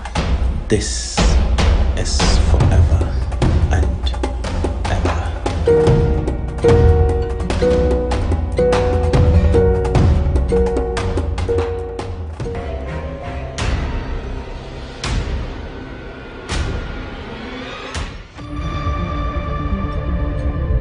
Come on, Alpha, shut up and let me talk. I picked you from the street as a little boy, and I'll come to you.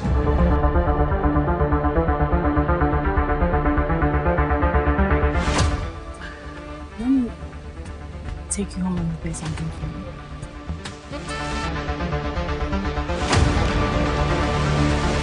All right, yes, I was ready to invest 20,000. Tell me more about it.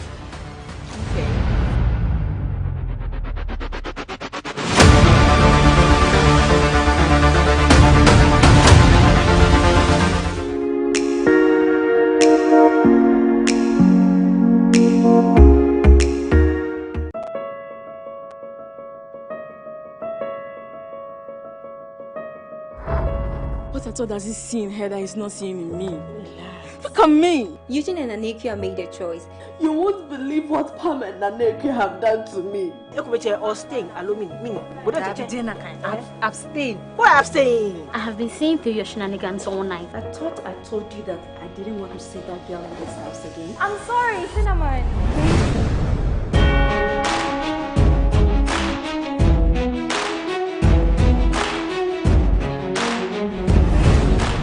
You have lost. I've won the battle. Get over it. Battle? Why me?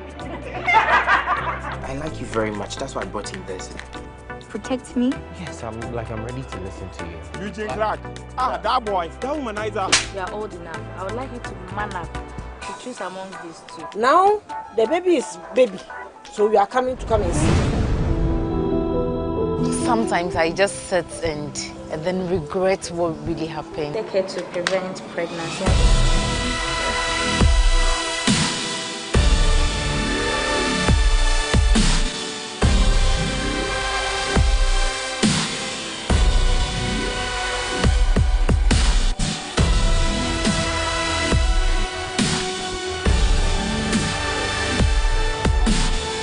Because I saw her in your car. Just stop it. They have to pay for what they've done to me.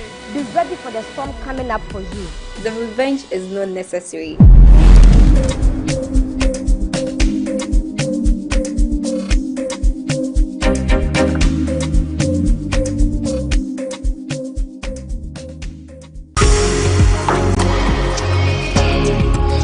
From finding your dream home to building a legacy for your family, the Homeowner Show has been your trusted guide.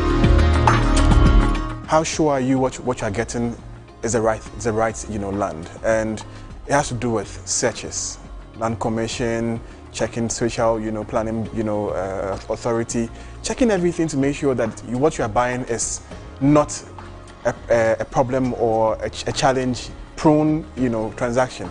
The stress of even not owning a house and constantly coughing up to rent is a big issue. Join me, Hannah Atiasi, and my distinguished panelists as we delve into exciting conversations.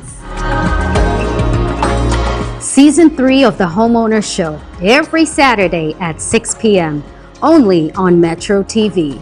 Don't just own a house, build a legacy for your family.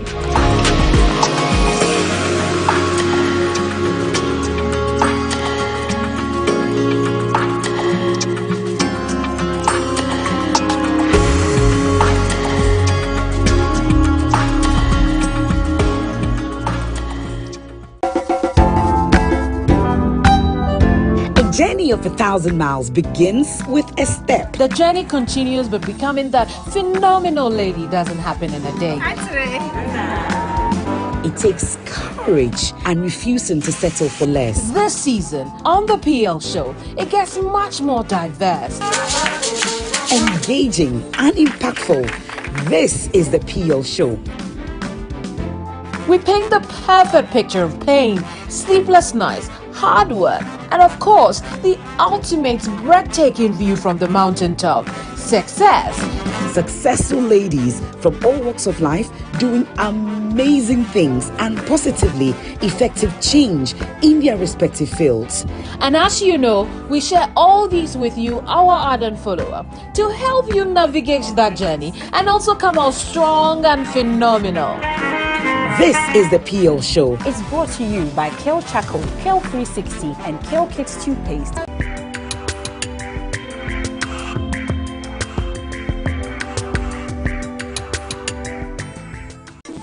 In every school, there is history.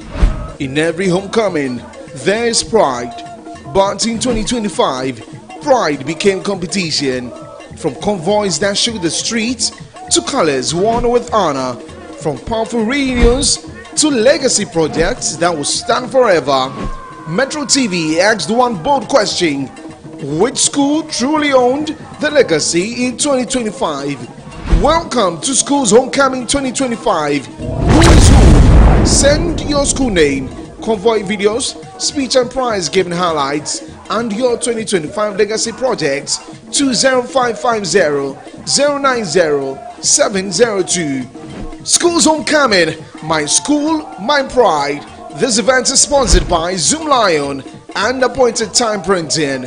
School's Homecoming 2025 is a Metro TV event supported by Original TV, Original 91.9 FM, and Metro Digital.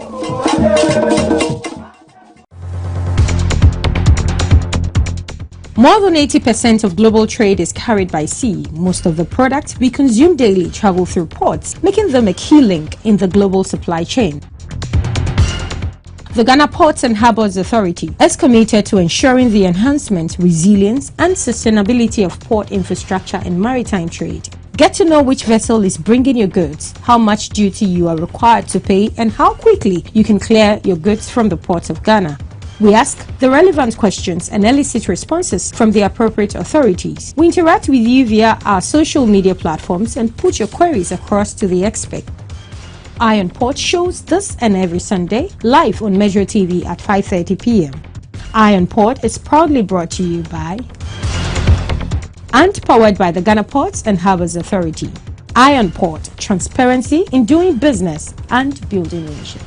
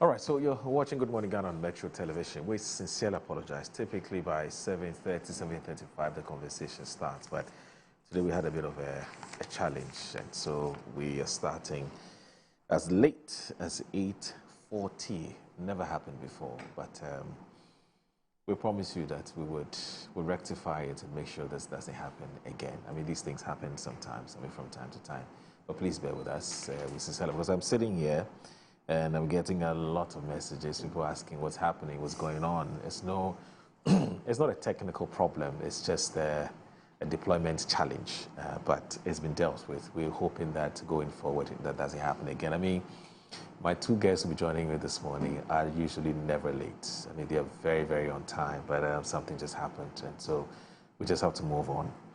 But apology, an apology is necessary. We're sorry, and so we'll start now. So Akosia Minu is here with us. She is representing the New Patriotic Party. She is a member of the MPP's communications team, and also there's a role she plays with the Dr.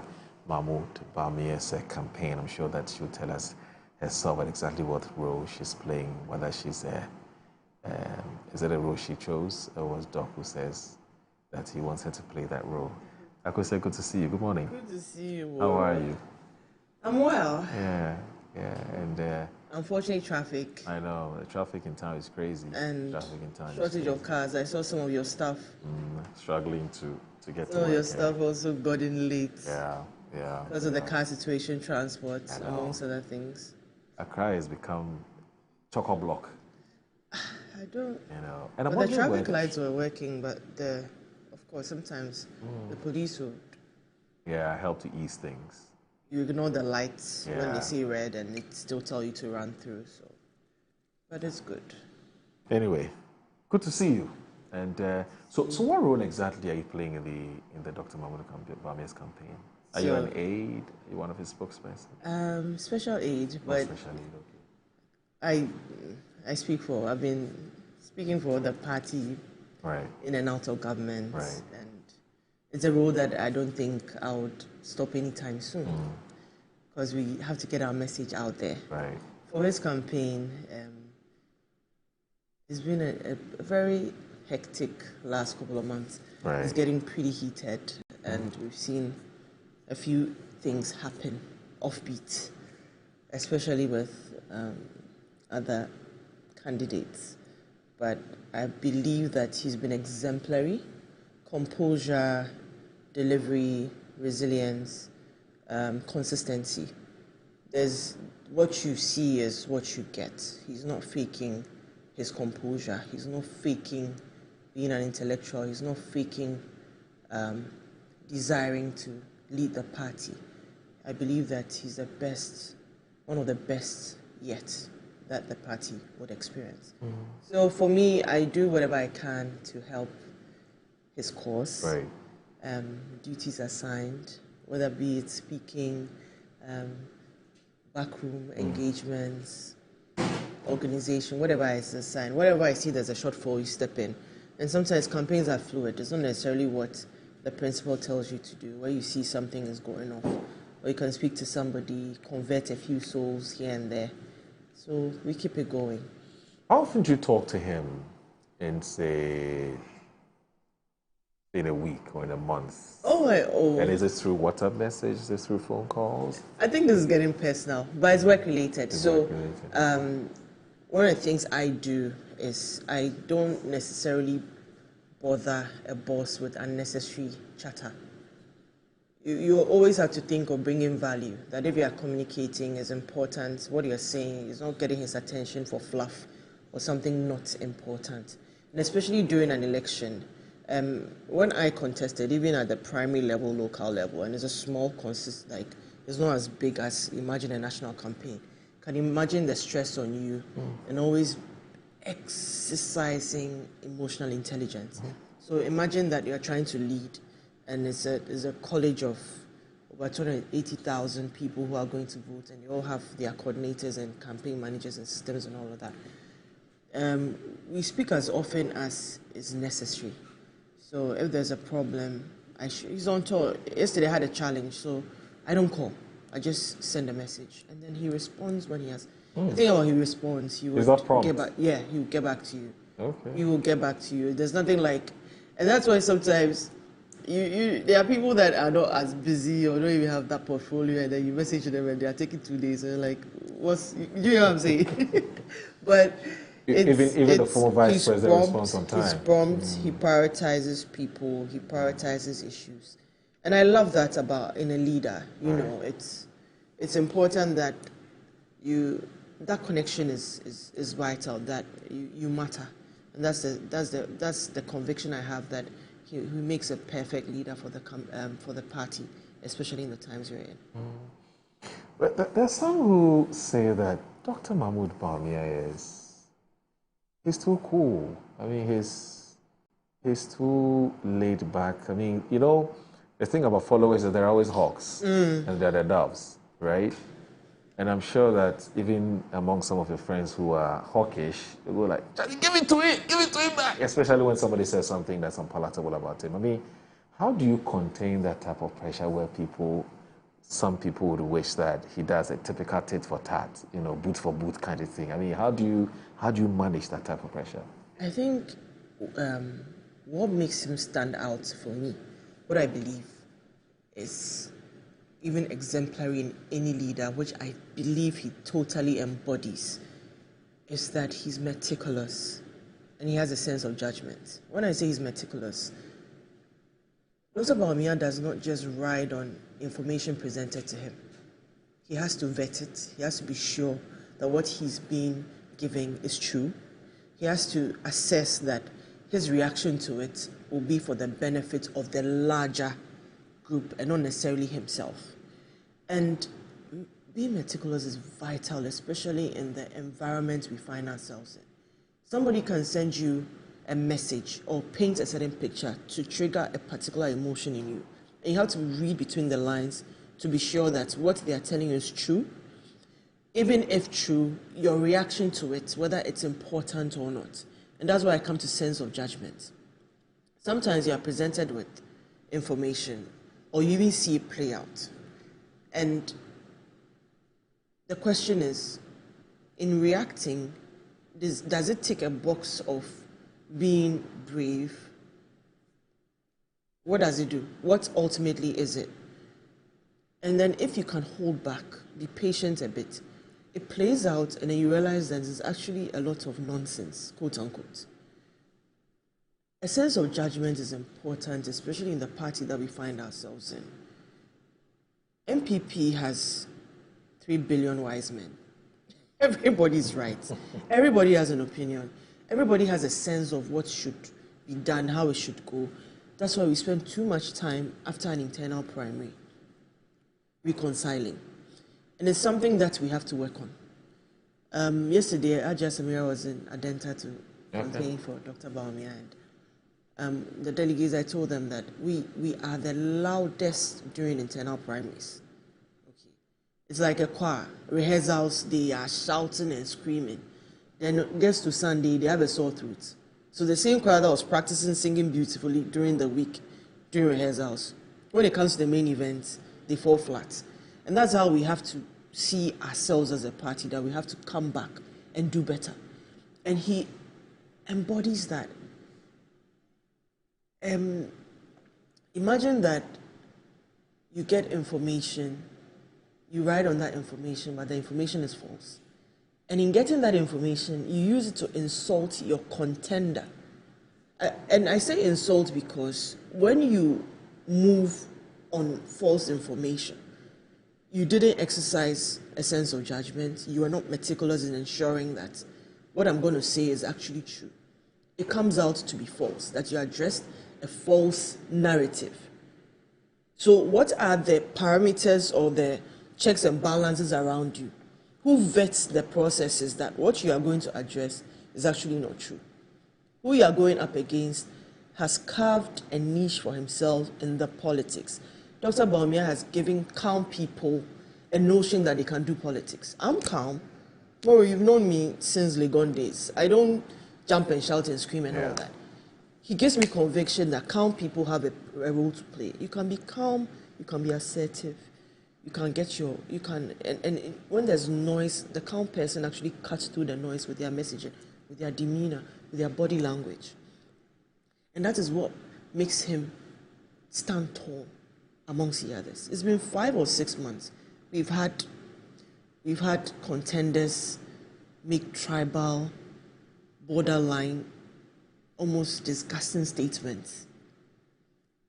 We've had some ignore the fact that beyond an internal primary, how we campaign actually endears other people to us. It may seem like an internal primary, but the media is following, the media is capturing sound bites, people who are unsure about the NPP will look at it and say, oh, I actually like what I'm seeing in this person. I'm joining the party because of it. There are some people who haven't taken a clear stance on who they support. But it's these processes which helps them follow along and say that, you know what, because of what I'm seeing in this particular person, I'm joining the party. So at any point in time, we're ambassadors for the party. And you don't see a contest as a winner takes all to the point where you do not care how it damages the brand of the party. You know, Samira, Bamia, that's Dr. Elijah Mahmoud Bamia's wife, makes a very interesting analysis. And I was watching one of the videos. And one of the things she says was that, look, this is the same man whom the entire party went to market not long ago and told the whole world who Dr. Mahmoud Bamia was, an economist and so on. And then she poses the question, what has changed? You know, and then she also says, why are you doing this to my husband? Quite clearly she's hurt. You know, why are you doing this to my husband? What has Dr. Mahmoud Bamia done wrong? A fantastic question. You know, is that how sometimes you also feel when you hear people attack him and say the kinds of things to say about him? Yes, because... But how do you feel, and how does Doc himself feel? I mean, have you ever had a chance to talk to him about how he feels about these kinds of attacks on him? So personally you, and then if you know about Doc. So, political consciousness, if I would say, I probably was maybe 9 or 10 years old. And I remember being at Legon when Peter McBain won the chairmanship. I remember where I was at home listening to the radio when Chairman Afoko won chairmanship. And I remember the different moods in the party. What I've seen over a period is that we've run the worst kind of internal primaries in the history of this party. And what has occasioned this? And it comes back to the quality of representation. And we have to admit it. That over at what time, level? Even at the highest level. Okay. Because it takes a certain kind of leader to lose an election and still think of the broader image of the party. To say that even if I've lost, I still have to endear people to the party. Because I might lose today, but I might win tomorrow. And it hurts, no matter who you are, it hurts. At a time that we're looking for people to sit in a witness box and make the case for an electoral loss, the most controversial electoral loss in the history of this country, the only person who stood up to the plate was Dr. Mahmoud Bawumia. None of those contending now raise their hand to say, let me attempt. It takes a special kind of wisdom and intellect to stay to your message and be a great witness. His testimony, his consistency, in being in harping on the same line of evidence that we presented is what led to the changes in our electoral processes. Elections are won at the polling station. All these people didn't say he was a stranger when he was getting to the witness box. But today, in the last couple of months, we've heard that.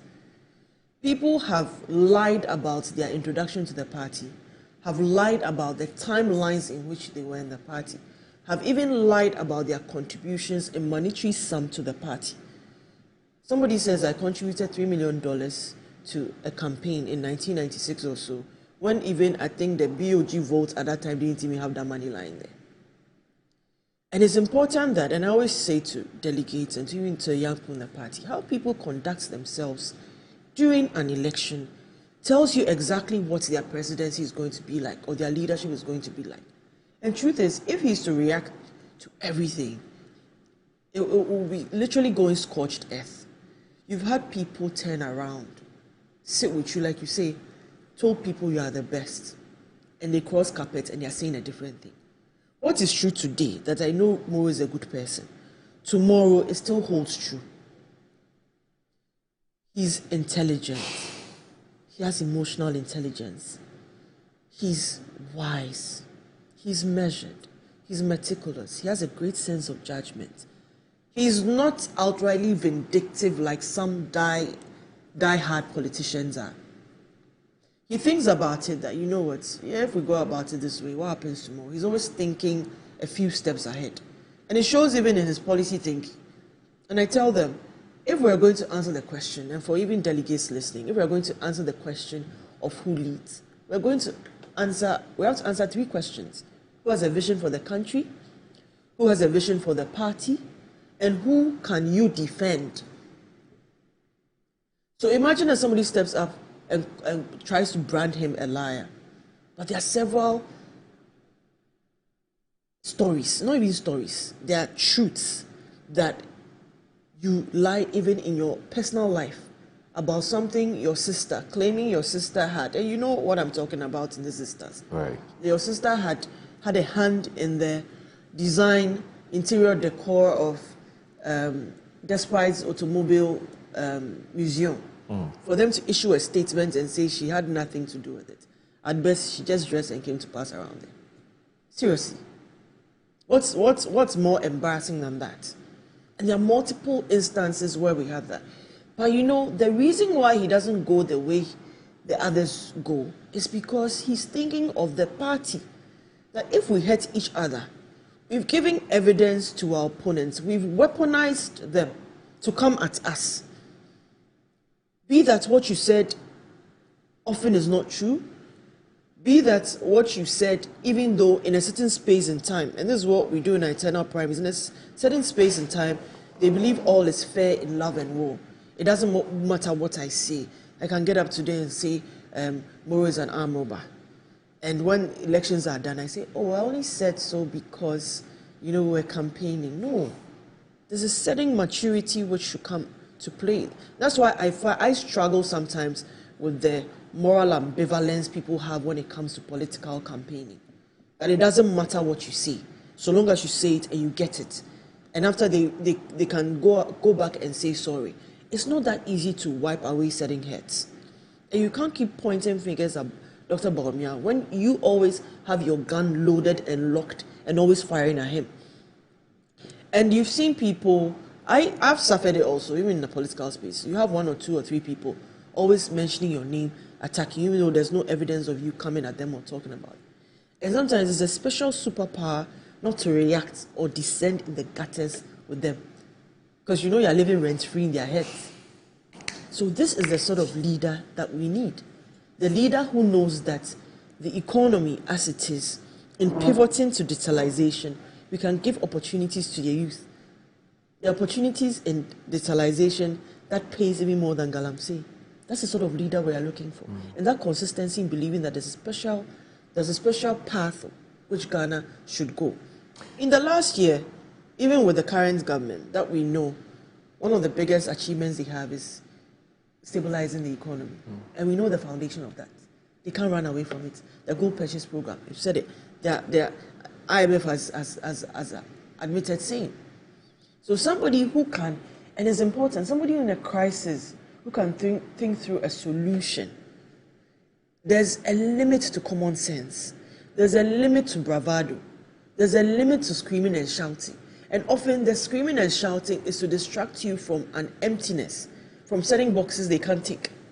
I mean, just hang on a minute for me. I have just a couple of questions for you before we get into the point about telling us why it has to be Dr. Mahmoud Bawumia and nobody else.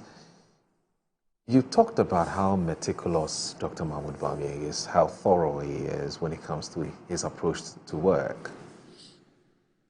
How then does he feel when consistently he's been tagged and described as a dishonest person, as a liar? I mean, can you help us reconcile that? So, when it comes to a contest, when you can't come at his intelligence, you can't come at his composure, you can't come at his emotional intelligence, you can't come at his track record from deputy governor to becoming running mate, to his commitment to the party, to his personal sacrifice, to his dedication to the party, to his selflessness, to always putting the party first. You can't question his commitment to the party. You can't question his pedigree. You can't question how he carries himself. So if I scream and shout at you and you refuse to respond.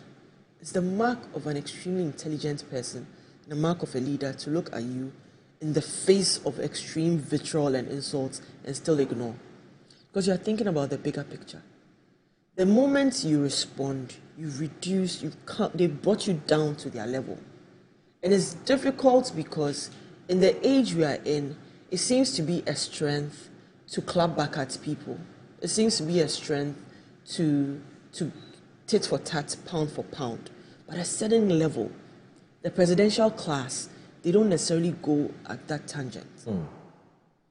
So you have to look at it that when you take a box of, he said this and I responded and whatnot. Responded exactly to what? What was, if you take the most recent, which is the gaffe that Dr. Bawumia said, Professor Eduboy was unwell and all that. Right.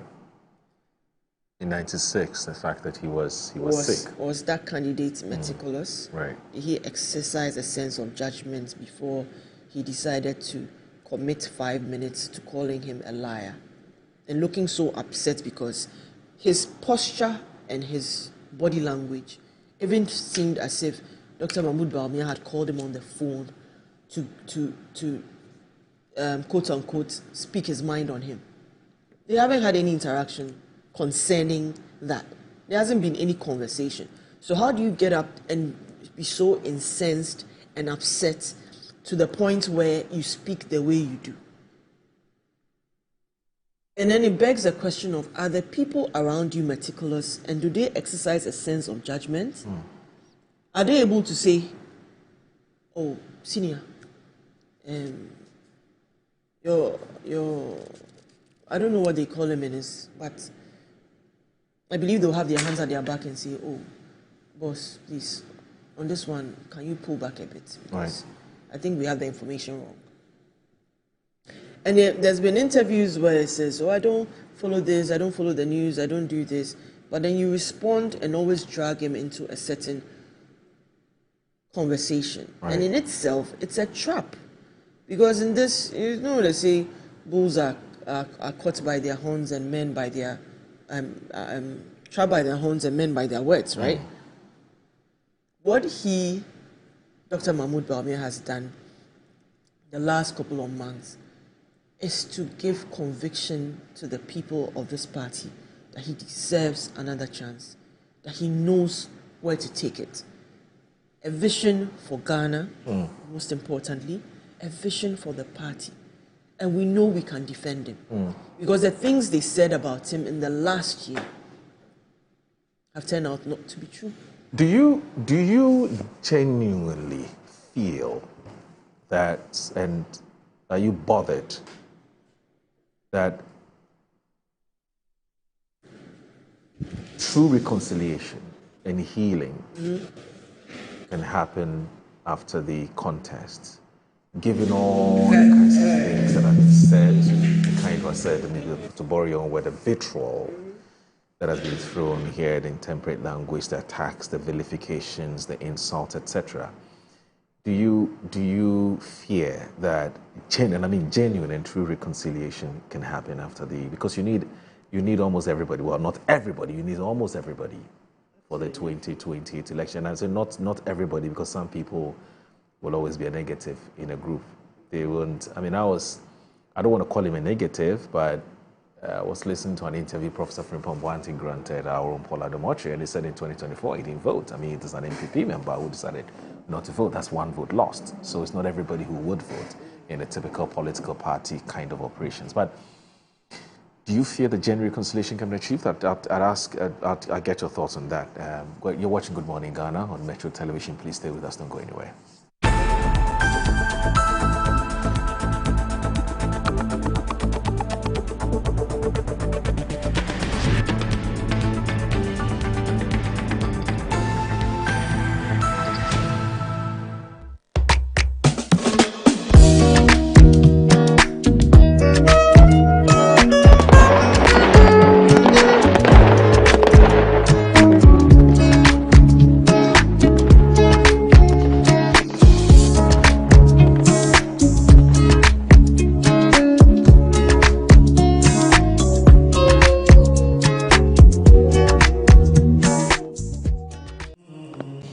respectful and polite is good.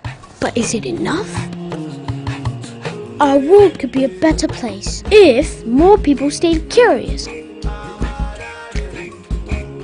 and were not afraid of trying. These are important values for children to learn because no matter what surprises the future brings, curious, confident kids will change our world. Nido is specially formulated with iron, vitamin C and A. Nido, your love, their future. This advert is FDA approved. Watch it, not learning. Missy, watch and learn.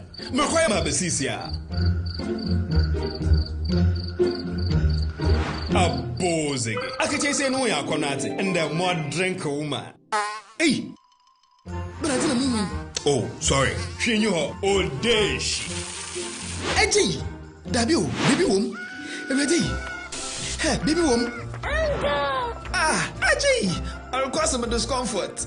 Ah. Sorry, well, uncle, where would the dad? Why your funeral? Say a sorry insecticide GB at a user. For pharmacy in a shop, Biam. No mum say a pharmacy, supermarket, and a shop ra. Now a pedudu to a cotonwa. On for Royal Dutch and our Aerofield Trading. Effie spray with Daimwa. Welcome to Rehoboth Havens Ayimensa, making home ownership simple and achievable for Ghanaians at home and abroad, starting from just 675,000 Ghana cedis. Situated within the serene hills of Ayimensa Danfa, Rehoboth Havens offers breathtaking views of the Pidiase Ebri Mountains. Here, we provide a peaceful environment meticulously designed for modern living. This is more than just a house, it's a lifestyle. Rehoboth Havens is a secure gated community featuring beautifully landscaped surroundings, a dedicated recreational center, unmatched comfort, safety, and peace of mind. For many Ghanaians living abroad, owning a property back home can feel like a distant dream. At Rehoboth Havens, we believe everyone deserves a place to call their own, a space for family, a lasting legacy, and a smart investment for the future. We offer spacious 2, 3, and 4-bedroom homes, moving ready and designed for modern living. Don't wait. Secure your future today. Call us on 0553 751 933 or 0206 823 524 or 0244 764 499. Rehoboth Social Housing. Your housing dream becomes reality.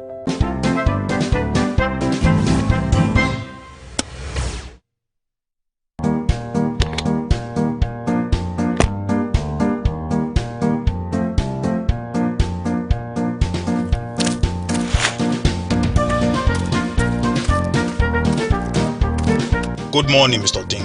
Good morning, Ejako. And why do you keep staring at my rubbish container? I'm surprised you're still using a bin without a cover. You know it can cause a mess. My bin is just fine. Look, there is no leakage, still solid and robust. If you will excuse me, I have work to do. Yo.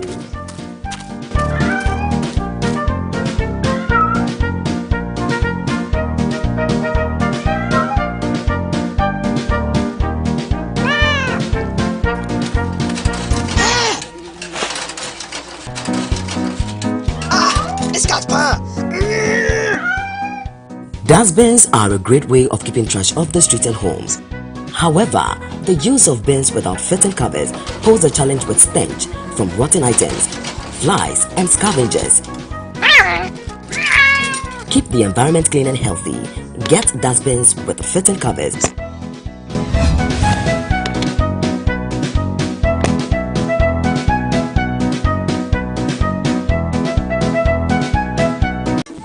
In every school, there is history. In every homecoming, there is pride. But in 2025, pride became competition. From convoys that shook the streets to colors worn with honor, from powerful reunions to legacy projects that will stand forever. Metro TV asked one bold question: which school truly owned the legacy in 2025? Welcome to School's Homecoming 2025. Who is who? Send your school name, convoy videos, speech and prize giving highlights, and your 2025 legacy projects to 0550 090-702. School's Homecoming, my school, my pride. This event is sponsored by Zoom Lion and Appointed Time Printing. School's Homecoming 2025 is a Metro TV event supported by Original TV, Original 91.9 FM, and Metro Digital.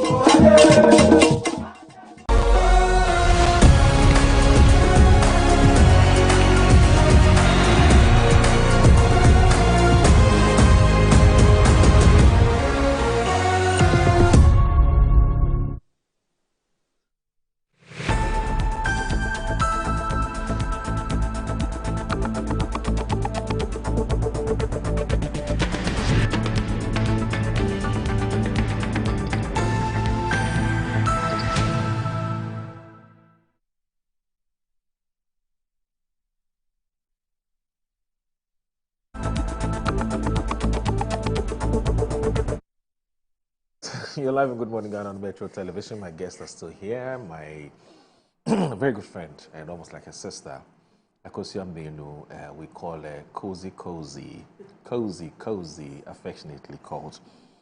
She is a member of the MPP's communications team, a former aspirant to the Adenta constituency seat, and also one of the, I call it one of the aides to the former Vice President, Dr. Mahmoud Bawumia. And also she speaks for not just the party, but she speaks for Dr. Mahmoud Bawumia. And you notice that in the last 20-25 minutes or so, we've been trying to understand the workings, Bawumia's way of doing things, how he sees politics, the world, his vision for Ghana, etc., etc. And she's trying to espouse all of that. And let me also say that on the other side is a rep of the NDC. And I'm talking about the man who is the MP for Yendi constituency. Such a difficult constituency, but he was able to win it.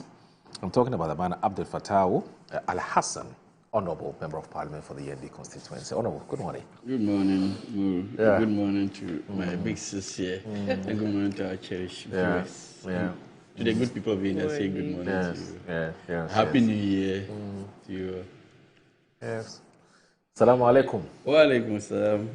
Tomorrow is Friday. Yes, tomorrow is Friday. I wish I would join us to the most. Yes. She would. I earned two names, Hajia Miriam. Oh, okay. Yes. Oh, then that's what that would be. Hajia Kozi one.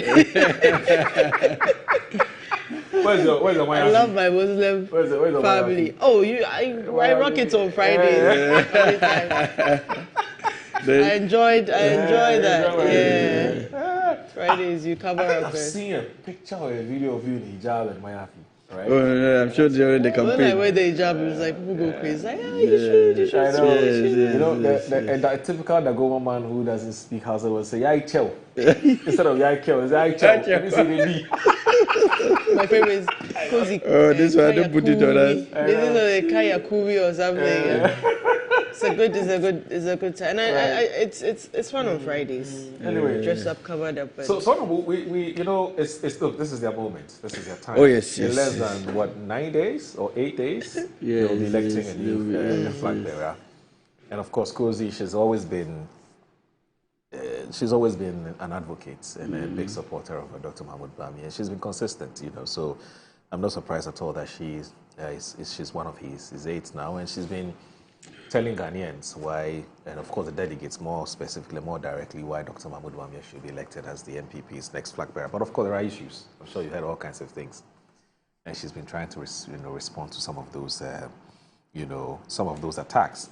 But I asked her about how Doc feels when, for instance, he's called a liar, a dishonest person, and given the fact that, as she told us earlier, he's somebody who is very meticulous, he's very thorough in his approach to doing things and so on. So you wonder how he would feel when now he's told that he's a liar and a dishonest person. She told him, she responded to that as well.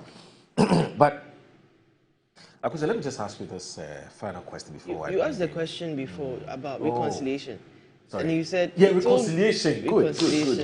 Whether sometimes you fear that genuine reconciliation may not be achieved or attained.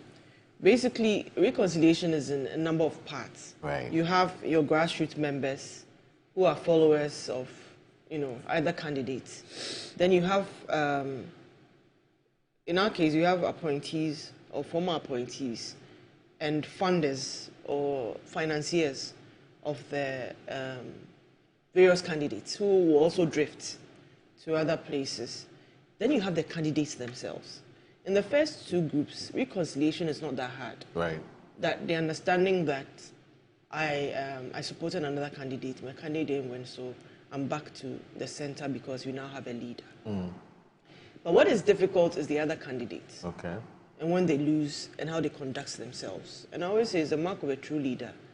When you lose and you show grace and you pivot and make the party come first, it's important. It's a test of your leadership that, okay, if you see how people conduct themselves when they lose, right, you have an idea of what a sense of giving them utmost power would look like. Right. So it's a test to the other candidates contesting now. That when they lose, I'm not saying if, I'm saying when they lose on the 31st of January, they should put the great MPP party first. Regroup, join forces, okay, and push the agenda forward. That will be the biggest test for them. And always tell, you have to be careful who you listen to, you have to be careful who you follow. Because sometimes people commit to certain candidates and it even changes their thinking, it changes their behavior, and you begin to wonder, is it the same person that I knew just a couple of months ago? So it's important that we understand that the agenda at all times is that the MPP is first and nobody's bigger than the party. And we have to ensure that there's unity. Like you said, not everybody will come on board, but we need the majority to come on board and push ahead. And I believe that Dr. Mahmoud Bawumia has made a fine case for himself the last 5 months on his ability to lead the party again. So your senior brother, and I'm sure a very good friend of yours, Kojo Chumbuafu. Oh. Yes.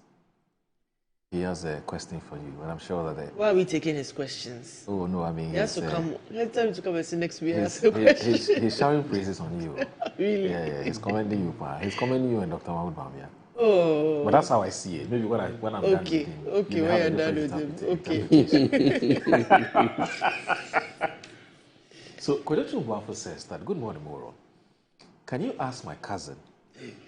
Oh, so you are cousins. I didn't know. It's a discovery that you made quite recently. Shocks me. Imagine having a strong NDC cousin. Oh, how is that supposed to be? Oh, cozy. To be news. Say, hey. Anyway, so he said, can you ask my cousin, Auntie Cozy, how is it that Dr. Bawumia and his assigns in one breath disavow the government of which he was VP and chairman of the EMT, so that they can blame Ken Ofori-Atta for the national disaster that was DDEP, PDS, National Cathedral, E-Levy, et al.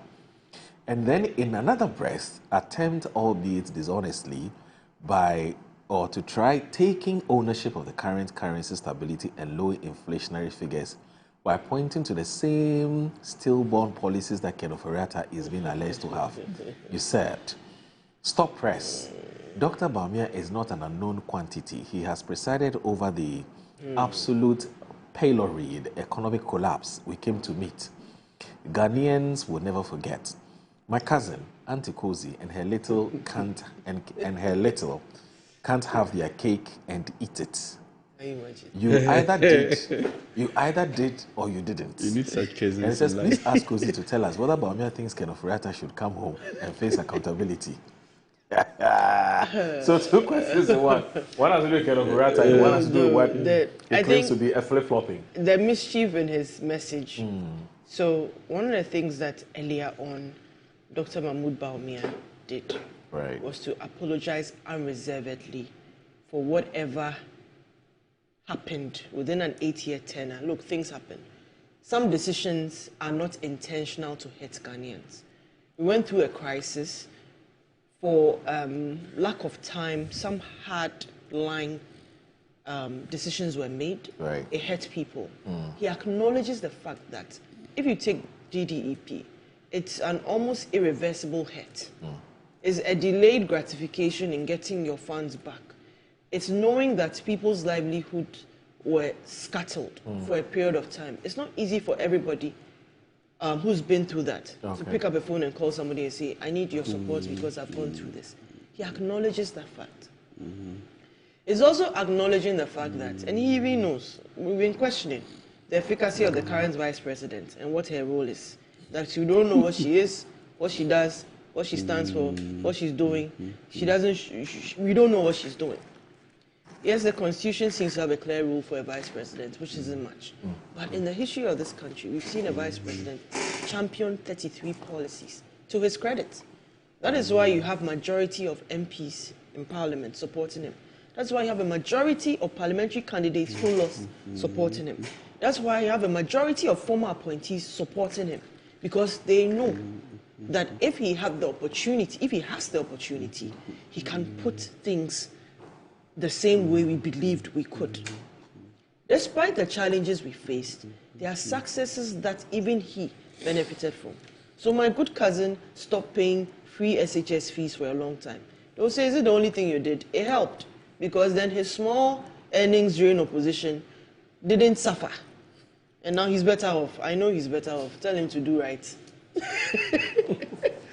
But we have to be mindful that when there are policies which bear fruit, in this case, the gold purchase program, which the government attests to and have cleverly positioned it to be a gold board in tandem with BOG and Ministry of Finance achievements.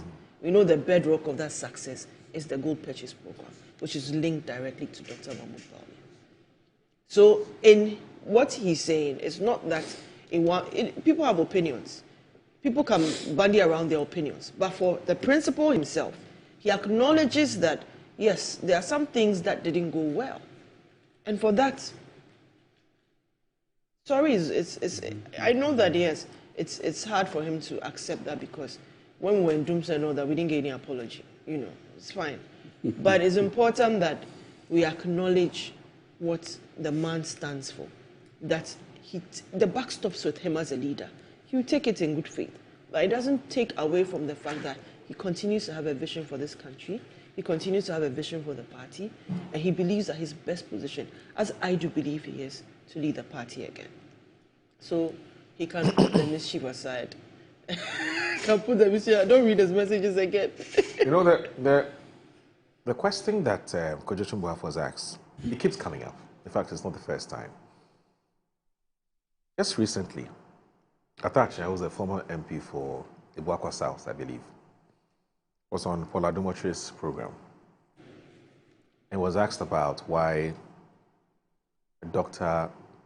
Mahmoud Bawumia, whether it is true that Dr. Mahmoud Bawumia was not giving full, you know, what do you call it, enough room to operate in his capacity as the head of EMT. And he said yes, indeed, because Ken Ofori-Atta was more powerful. Ken Ofori-Atta took most of the decisions, and Mahmoud Bawumia was not allowed to work. Now, that's Atachia. What we don't know is whether we can take Atachia's comment hook, line, and sinker, whether we can take it as a gospel truth. But you see, you do know that this issue about Dr. Mahmoud Bawumia not being allowed to work keeps coming up.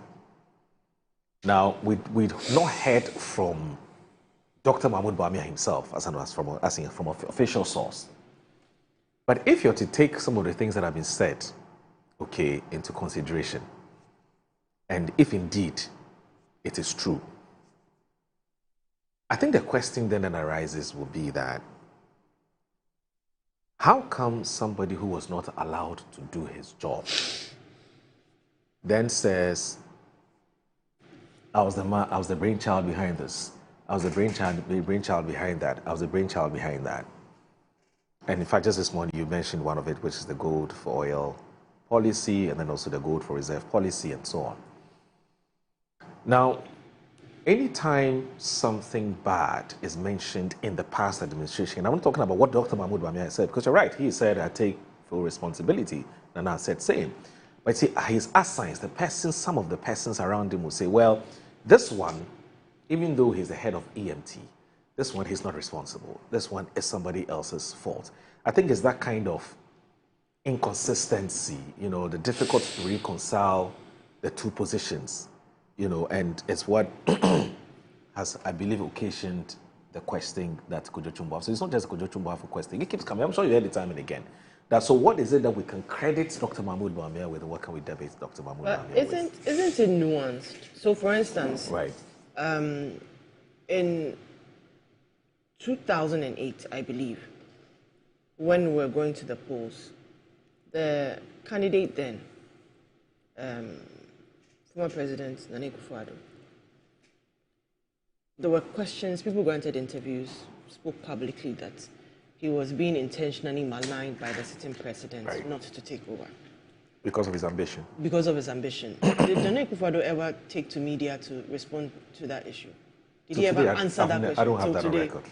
There's a certain sense in knowing who a leader is and what they respond to. Atacha is a very articulate, very intelligent person. And Atacha, quote unquote, doesn't suffer, I don't want to use that expression, but doesn't... I know it, but don't. Is not a sycophant, right? When he feels is wrong, he speaks up. Right. When he has reservations, he speaks up. And sometimes it doesn't sit well with people who know he's actually speaking the truth, just that they don't want to hear it from him or they don't want him to be too loud. So Atacha gave his experience, okay? It does not invalidate or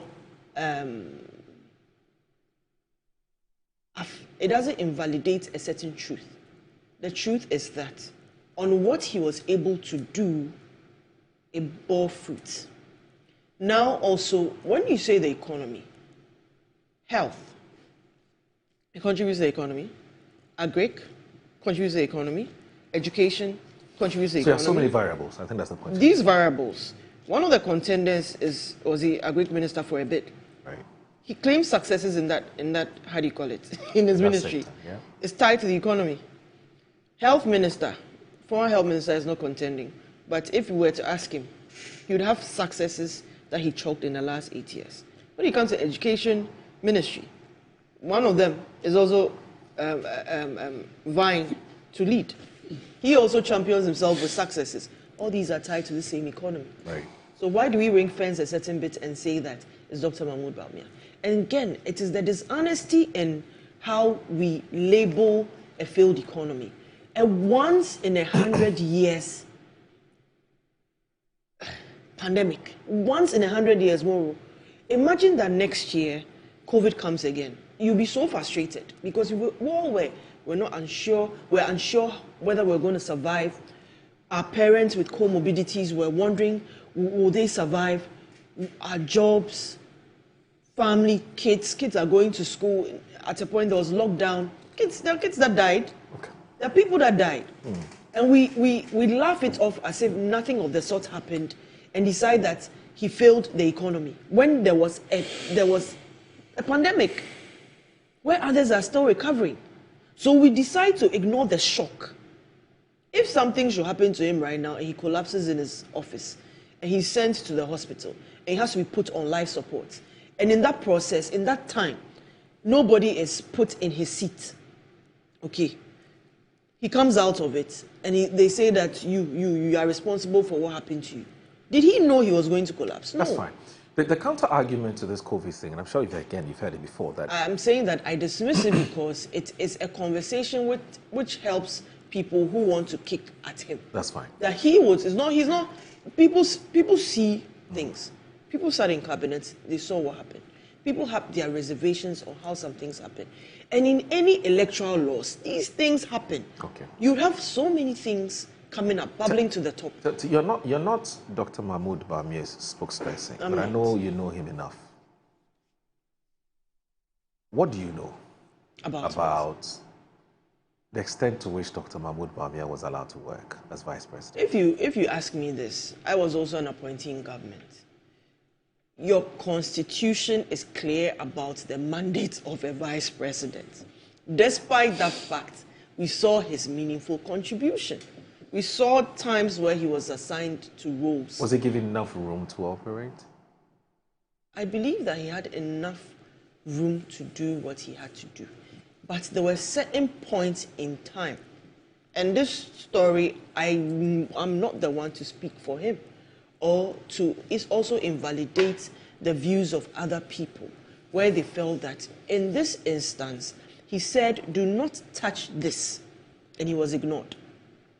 I can't invalidate that line. Because of the source. Because of the source of information. It also is a pointless conversation because we can't go back to that time to correct anything.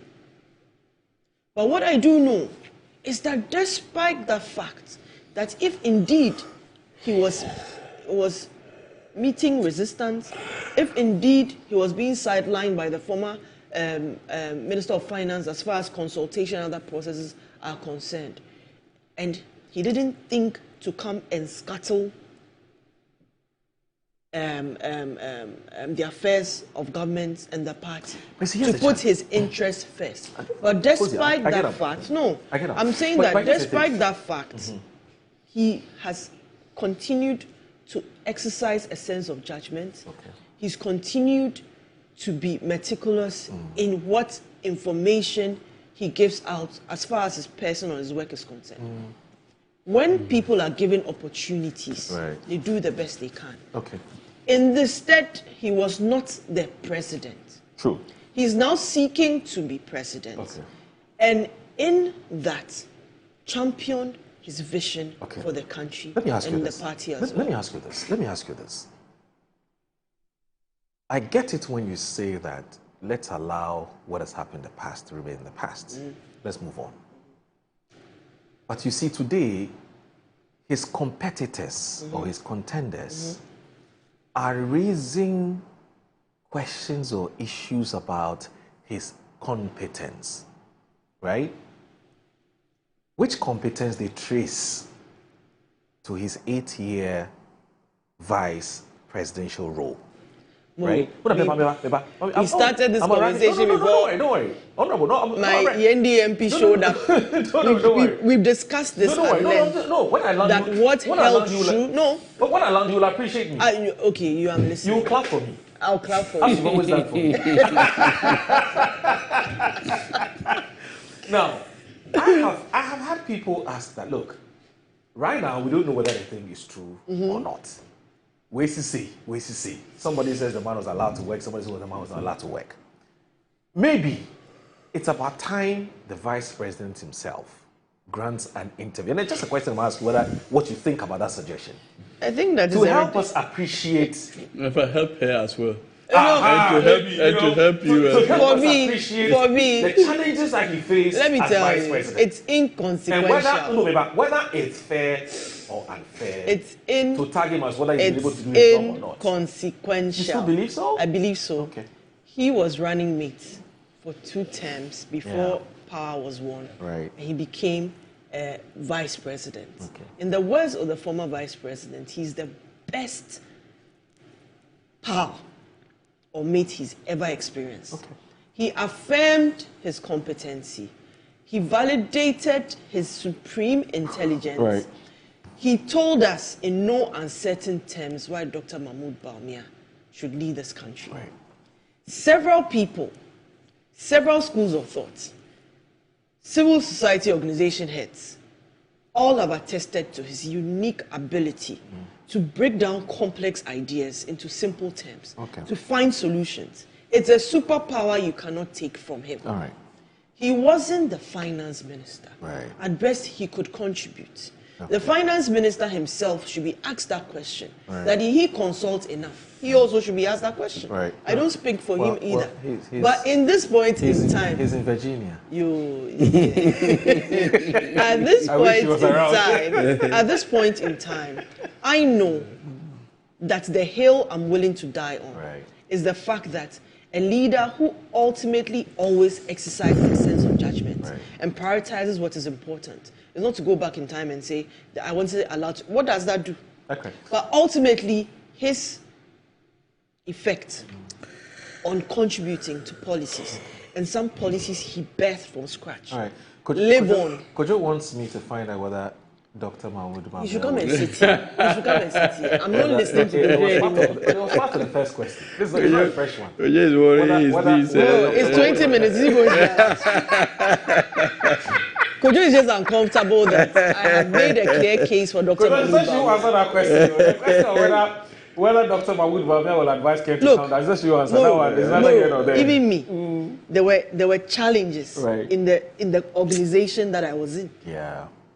Very few people, deputies and whatnot, will ever sit publicly and discuss what their bosses do to them. Ever.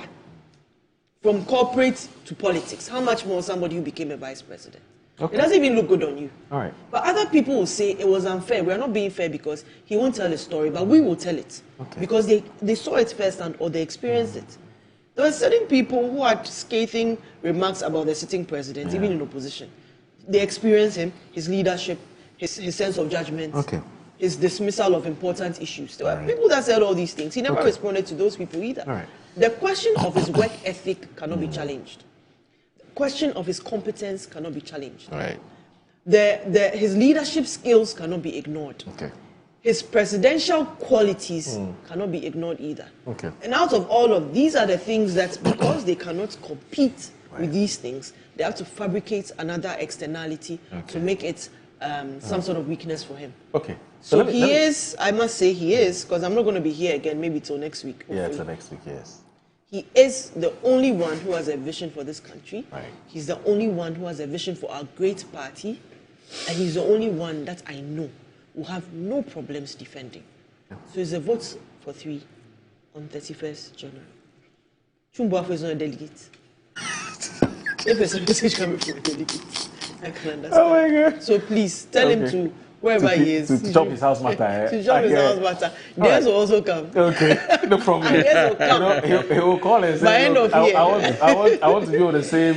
I want to be in the studio with Cozy. Anyway, Honorable, we actually have some.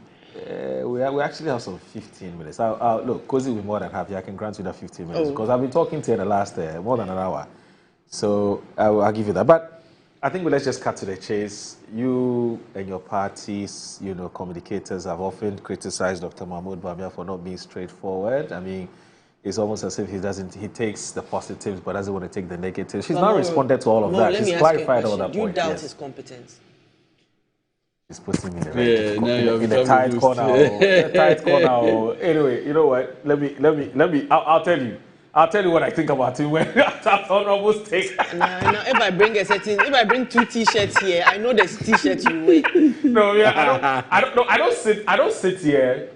I don't sit here and take opinions and express my opinion about. Means the word I've coined. A host who cozy. as a panelist. Yes, a panelist who asks questions. And is intermittently hostile. You and I.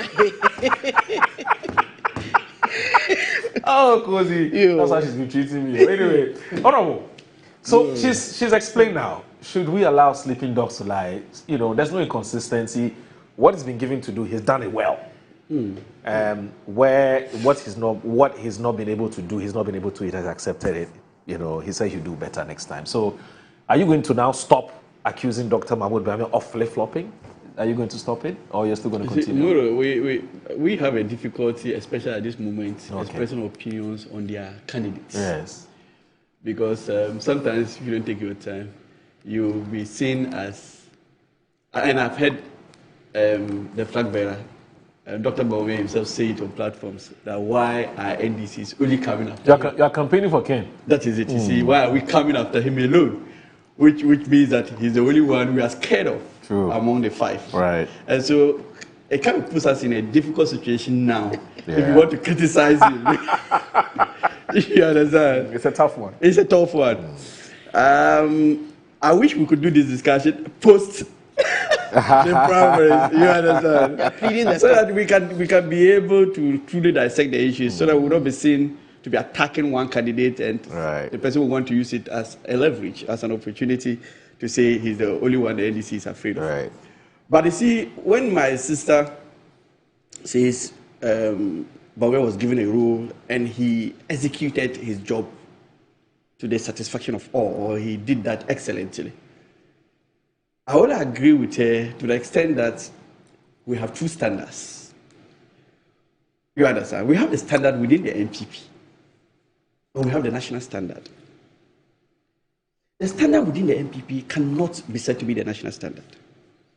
And so, regardless of what they say tomorrow, on the 31st, about who leads them, that is their internal party standard. Unfortunately, that falls far short of the national standard that is required of Ghanaians today. And we have seen. You have to help me on this. Please refuse to be distracted. Yes, please refuse to be distracted. You know, there's a very popular Indian movie called Nagin. Okay. It's called The Snake. When she, she has the ability to transform into a human being and also transform into a snake. When she looks at you in a certain way, I tell you, you're confused. Your train of thought, everything. This look alone is enough for me to feed my 15 minutes to her. Just say the devil is a liar. We just met for the first time. So, you know. Okay. The looks, no. The one is losing his train of thought. Anyway, please go ahead. Okay. So, is it? So, MB standard is not Ghana standard. No, they have their standard. In fact, the Ghanaians have seen the standard that is good for the country. Okay. And I don't think, given the opportunity, they will ever want to move away from the standard they currently have. Okay. In fact, they do not have to even tinker with that idea. I was hoping that you ask my sister a question. Okay. Yeah, 33 achievements, 33 ideas or policies, and all those achievements.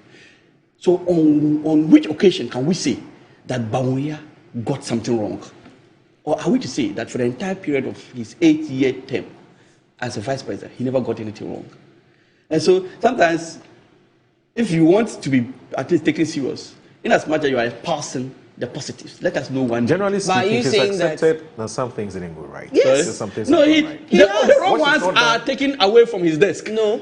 Like you rightly said. That's not true. No, the wrong ones are always taken away from his desk and given to somebody else. The positive ones are what he takes credit for. Okay. I think that is important to appreciate. This is my time. This is my time, so let me use my time very well. I'm sorry. So you see, an entitled. I am happy for him because for the first time, at least, the NPP has given an opportunity to an ordinary to lead them in the last elections. It is a feather in his cap. It is an achievement no one has been able to achieve in our history. You understand? At least within the NPP. And to the extent that opportunity was given to him as in order to lead the party.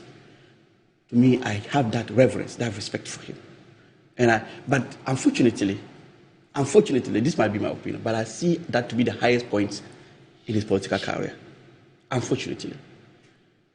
You see, now we are currently in a situation where my sister said that, you see, some of the difficult situations that we had in the last 8 years of the NPP were not intentional. They were unintentional, if I'm going by her words. But you see, if you bring a policy like an e-levy, which was very unpopular from the word go, and you saw that Ghanaians were against this policy, and you went back and reshaped it, and still Ghanaians were not taking this policy. And you eventually got this policy passed. And yes, it's not intentional. It was a remedy needed by your government to cure the situation we had ourselves. But you see, that is not the insult. The insult is when you celebrate and organize a party to celebrate such a thing. Right. Because you see, you yourself came with, when you were bringing the policy, you said you needed this amount of money. So it means that you were taking it from the pockets of Ghanaians. Nothing can make you unpopular than an attempt to take money from the pockets of Ghanaians. And that was one area your e-policy was targeted at, taking money from the pockets of Ghanaians. What can be more insulting that after having passed this levy, then you organize a party And you've even spent taxpayers' money to do a cake, an e-levy cake, to celebrate it. What can be more insulting than this? And so to me, I don't think NPP has received enough punishment for what they have taken Ghanaians through in the last 8 years of their administration. But they are yet to even receive a commensurate punishment. You understand? A lot of the policies, DG and NOSIS, they can talk about who is holding this, who is supposed to be held responsible, and those. We are not interested in that. Okay. All we are interested in is that the Ghanaian now looks for someone who come to make life better for them. Okay. And to the extent that they are getting that delivered to them. Okay. I don't think we are interested in who leads the NPP. Okay. I am only commending them because, you see, in the last few weeks of their campaign, we have seen a major shift from what had characterized their campaign earlier. So that at the beginning it was so bad. You saw the kind of campaign they were doing, attacking each other, bringing in religious matters, sectionalism, regional issues, and all those things. At least for the last few weeks, we can say that they have consistently moved away from that, and that's a credit we'll give to them. But more, before he continues, this e-levy cake thing, we've said it multiple times. There was no celebration. There was no. You make it sound as if there was a forecourt celebration at the Jubilee House. There was no such thing. There was never. I think you so the video that is there having you people all in white celebrating the majority leader. We saw majority leader. We saw Honorable Habib. You are pinning this. No, they were all pinning it. The former majority leader on Dr. Bawumia. He was nowhere near that cake.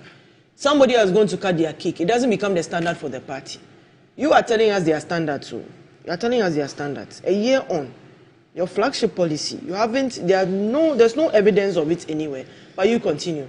But please, that's e-levy cake. Let's stop saying it. It's 2026. I know propaganda is easy, but let's not fall for it. So my dear MP, the good thing is that Omoro, the good thing is that we are delivering. The promises we made. Okay. A lot of them will take time to fully mature. Okay. But what Ghanaians... This is what you're referring to. Look at this. But Dr. Bawumia is not there. No. Who is that? But who are those people sitting there? This is... the man on the right is Kofi, what's his name? The former Deputy Trade Minister. Trade Minister. No, that's not Befi. Okay, that's Befi. Sorry, the one next to him. But I left, I don't know who the person is. And this is but there's another one that has... Is that even a cake? Looks like Sanya Husi. But is this not a cake? But is it, how do you tell it's cake? This is not a cake. It's not a sign. How do you identify a cake? It's a cake. But how do you know it was a cake? How do you identify a cake? Where is the cake? I'm saying it's not official. And even behind the scene in the video, you find people dancing. Yes, but I'm saying that it wasn't an official part. It wasn't. What could be more official than this? Celebrate this. So that's Sanya Husi. That's him. That's Sanya Husi. Yeah, that could be. Look at the background. Look at Tamira Bawumia. No, this was the same event. No, I tell you. I started by telling you that they were all clad in white. Well, I was not there, so I can't. No, there's even a video that has them dancing. Let's move on. Please, let's move on. Please. Let's move on. We won't entertain this. I've not thought of messages to me, so I would wish that you can learn. There's no official celebration. So with this their race, you started by saying today is their day. Yes. So it's the whole of this week and next week. So we limit ourselves to their days. I think one candidate that I would doff my hat for. Okay. In this their run is Brian. Okay. You mean Dr. Brian Champon? Yeah, Brian Champon. In fact, this is his first time, his first showing. And to me, he has been able to prove his worth. I at least expected that he would come this far with this campaign. We saw Ken and how he pulled a surprise on all of us, and particularly the powers that be at the time. And it looks like, apart from Ken, we'll have another force to reckon with within the NPP. And you see, I always tell NPP something. We are going to 2028. We are going into the 2028 election, but they should not pick a candidate looking at these 2028 elections. That is my candid advice to NPP. And any opportunity I get, I try to put it across. They should pick a candidate that they will be patient enough to go with beyond 2028. It is a free advice I'm giving to them. I mean, there's no way that they can win a 2028 election. If they are picking a candidate and they are of this mindset that they are using him for 2028 elections, And that after 20 days, if they don't get it, they can't continue with that candidate. Then they should go back and look at it. Because most of the people who are contesting are not that old. It's not age. It's not about age. Okay. It's about how much dent the person has suffered. Oh, okay. That's where you're coming from. Okay. How much dent? They like to choose who we should go with. Oh, hey. No one is choosing it, but that is why Mora started by saying that we risk commenting on this, and you risk being tagged as going for this or that. You don't have a favorite? I don't. Okay. I don't. Honestly, I don't. Because you see, I see this as a race to nowhere. Okay. Obviously, it is a constitutional imperative that they have to fulfill. A party constitutional imperative that they have to fulfill. Otherwise, there would have been no need for them to even select a flag bearer. Great. Let me read these messages. Oh no. Okay. So your cousin is back. Maybe you should have read the message before saying who has sent the message. Is it only one sending messages to the producer? There's one sentence. No, but aren't you happy that you have your own cousin? Kojo says, that's fine. So Kojo says, Wesley Girls English grammar won't shield the obvious. It may be alluring, but we won't be like moths and attracted to the flame again. Oh, Kojo. Anyway, so let me read this one from Kakre Samuel, the Director of Communications for the NDC. He says that no country collapsed because of COVID. America alone lost over 1 million citizens to COVID. In Ghana, those who died from COVID were less than 2,000, and yet Akufo-Addo gave over 20,000 persons awards for the effort to prevent COVID from overwhelming us. The confusion in the Akufo-Addo era was total, and for now, Bawumia is the arrowhead of that confused government in which he was a mere mate. Maybe they take all of us for fools. We know the NPP very well. Once in opposition, they made a sitting vice president and running mate to their candidate because that vice president spoke out against his own government. We haven't forgotten this, and we will never forget at all. And he says, good morning. Samuel Brian Boabeng says, Honorable Ken, calling Dr. Mahmoud Bawumia a liar was entirely wrong. Dr. Mahmoud Bawumia is not a liar and remains the best vice president in Ghana's history. Many remarks are being made about other candidates, such as Honorable Kennedy Japon and Honorable Brandon Champon, which are also in very poor taste. Yet, they are endorsed by people who should know better and act with greater discretion. We have a long way to go as a party. The pretense is far too much.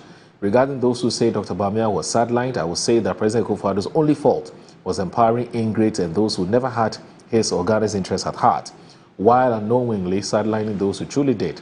History will judge. Samuel Brian Boabeng sends that message. Musa Abatwa in Asawasi says, Moro, we the NDC are taking notes and watching closely while they finish tearing each other apart with internal attacks, insults and confusion. They should remember that they will eventually face the real contest. President Mahama is focused on delivering his social contract to the people of Ghana by 2028. Ghanaians will clearly see the difference in leadership, and the NPP will be politically relevant. I wish them well in the internal battles. Now, this one here from... Oh, so Nick Wiabi, who is the DVLA boss. Yeah, big boss. Yes, a very, very good friend of mine. Now, he says I should... You've called Nick Wiabi? I called him 3-4 times. Oh. I said, hey, the reset numbers doesn't even go from the other side. All right, help with something. I called him. I even texted him. Oh, Nikwe, introduce myself. myself. You just had Cozy. So I beg you, try and reach out because she just said you're not reachable. At this point, I'm even afraid. Oh no, he will pick his call. Nikwe picks his calls. If it's not extremely busy. But he said I should tell you. Okay. He said tell the Yendi MD that the DVLA is about to open an office in Yendi. And yet we have not heard from you. Oh, I was there. Tell him I was with him 2 days ago. I was in his office. Yes. 2 days ago. He asked it is Idisa. Okay. I was with Idisa in his office. I even saw him. He was rushing to a meeting, so I didn't want to bother him. Okay. But so I should tell you this. I don't read my message. I just read it.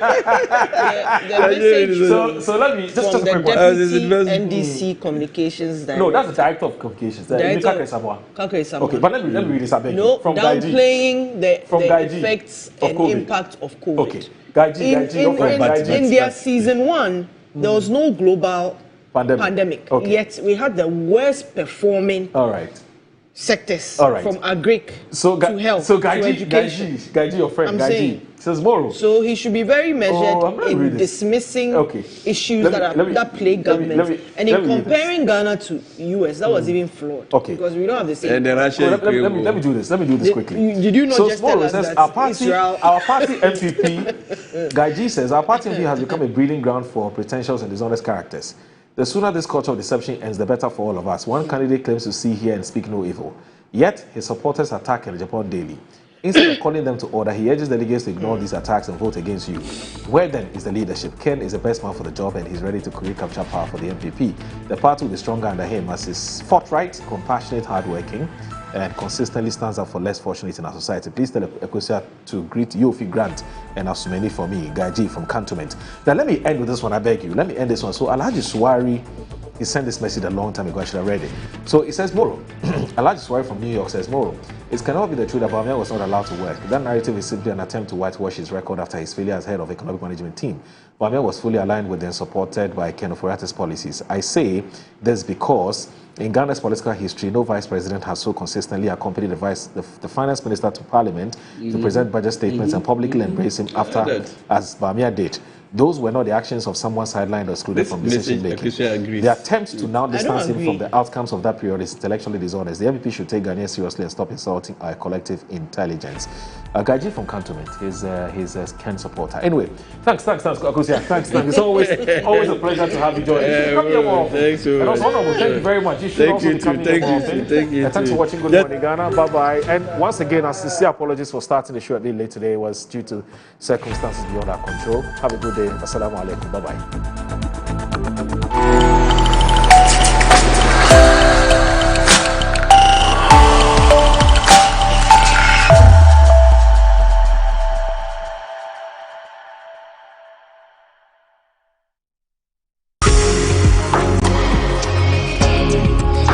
From finding your dream home to building a legacy for your family, the Homeowner Show has been your trusted guide.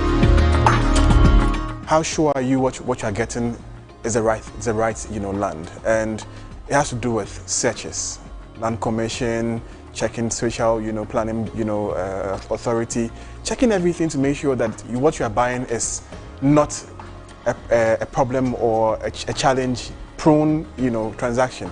The stress of even not owning a house and constantly coughing up to rent is a big issue. Join me, Hannah Atiasi, and my distinguished panelists as we delve into exciting conversations. Season 3 of the Homeowner Show, every Saturday at 6 p.m., only on Metro TV. Don't just own a house, build a legacy for your family.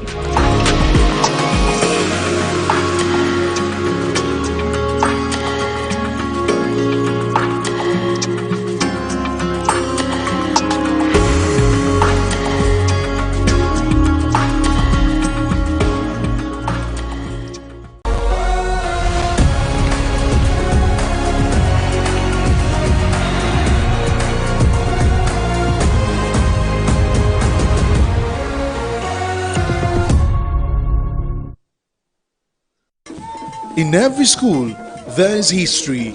In every homecoming, there is pride. But in 2025, pride became competition. From convoys that shook the streets to colors worn with honor. From powerful reunions to legacy projects that will stand forever. Metro TV asked one bold question: which school truly owned the legacy in 2025? Welcome to School's Homecoming 2025. Who is who? Send your school name, convoy videos, speech and prize giving highlights, and your 2025 legacy projects to 0550-090-702. School's Homecoming, my school, my pride. This event is sponsored by Zoom Lion and Appointed Time Printing. School's Homecoming 2025 is a Metro TV event supported by Original TV, Original 91.9 FM, and Metro Digital.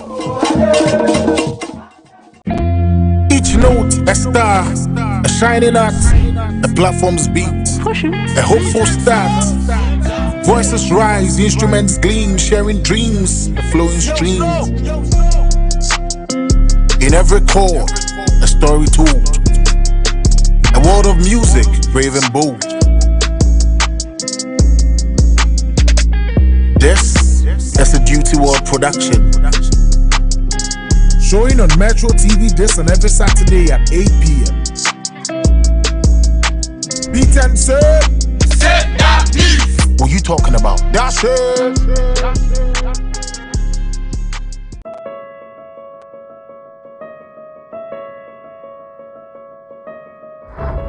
What at all does he see in her that he's not seeing in me?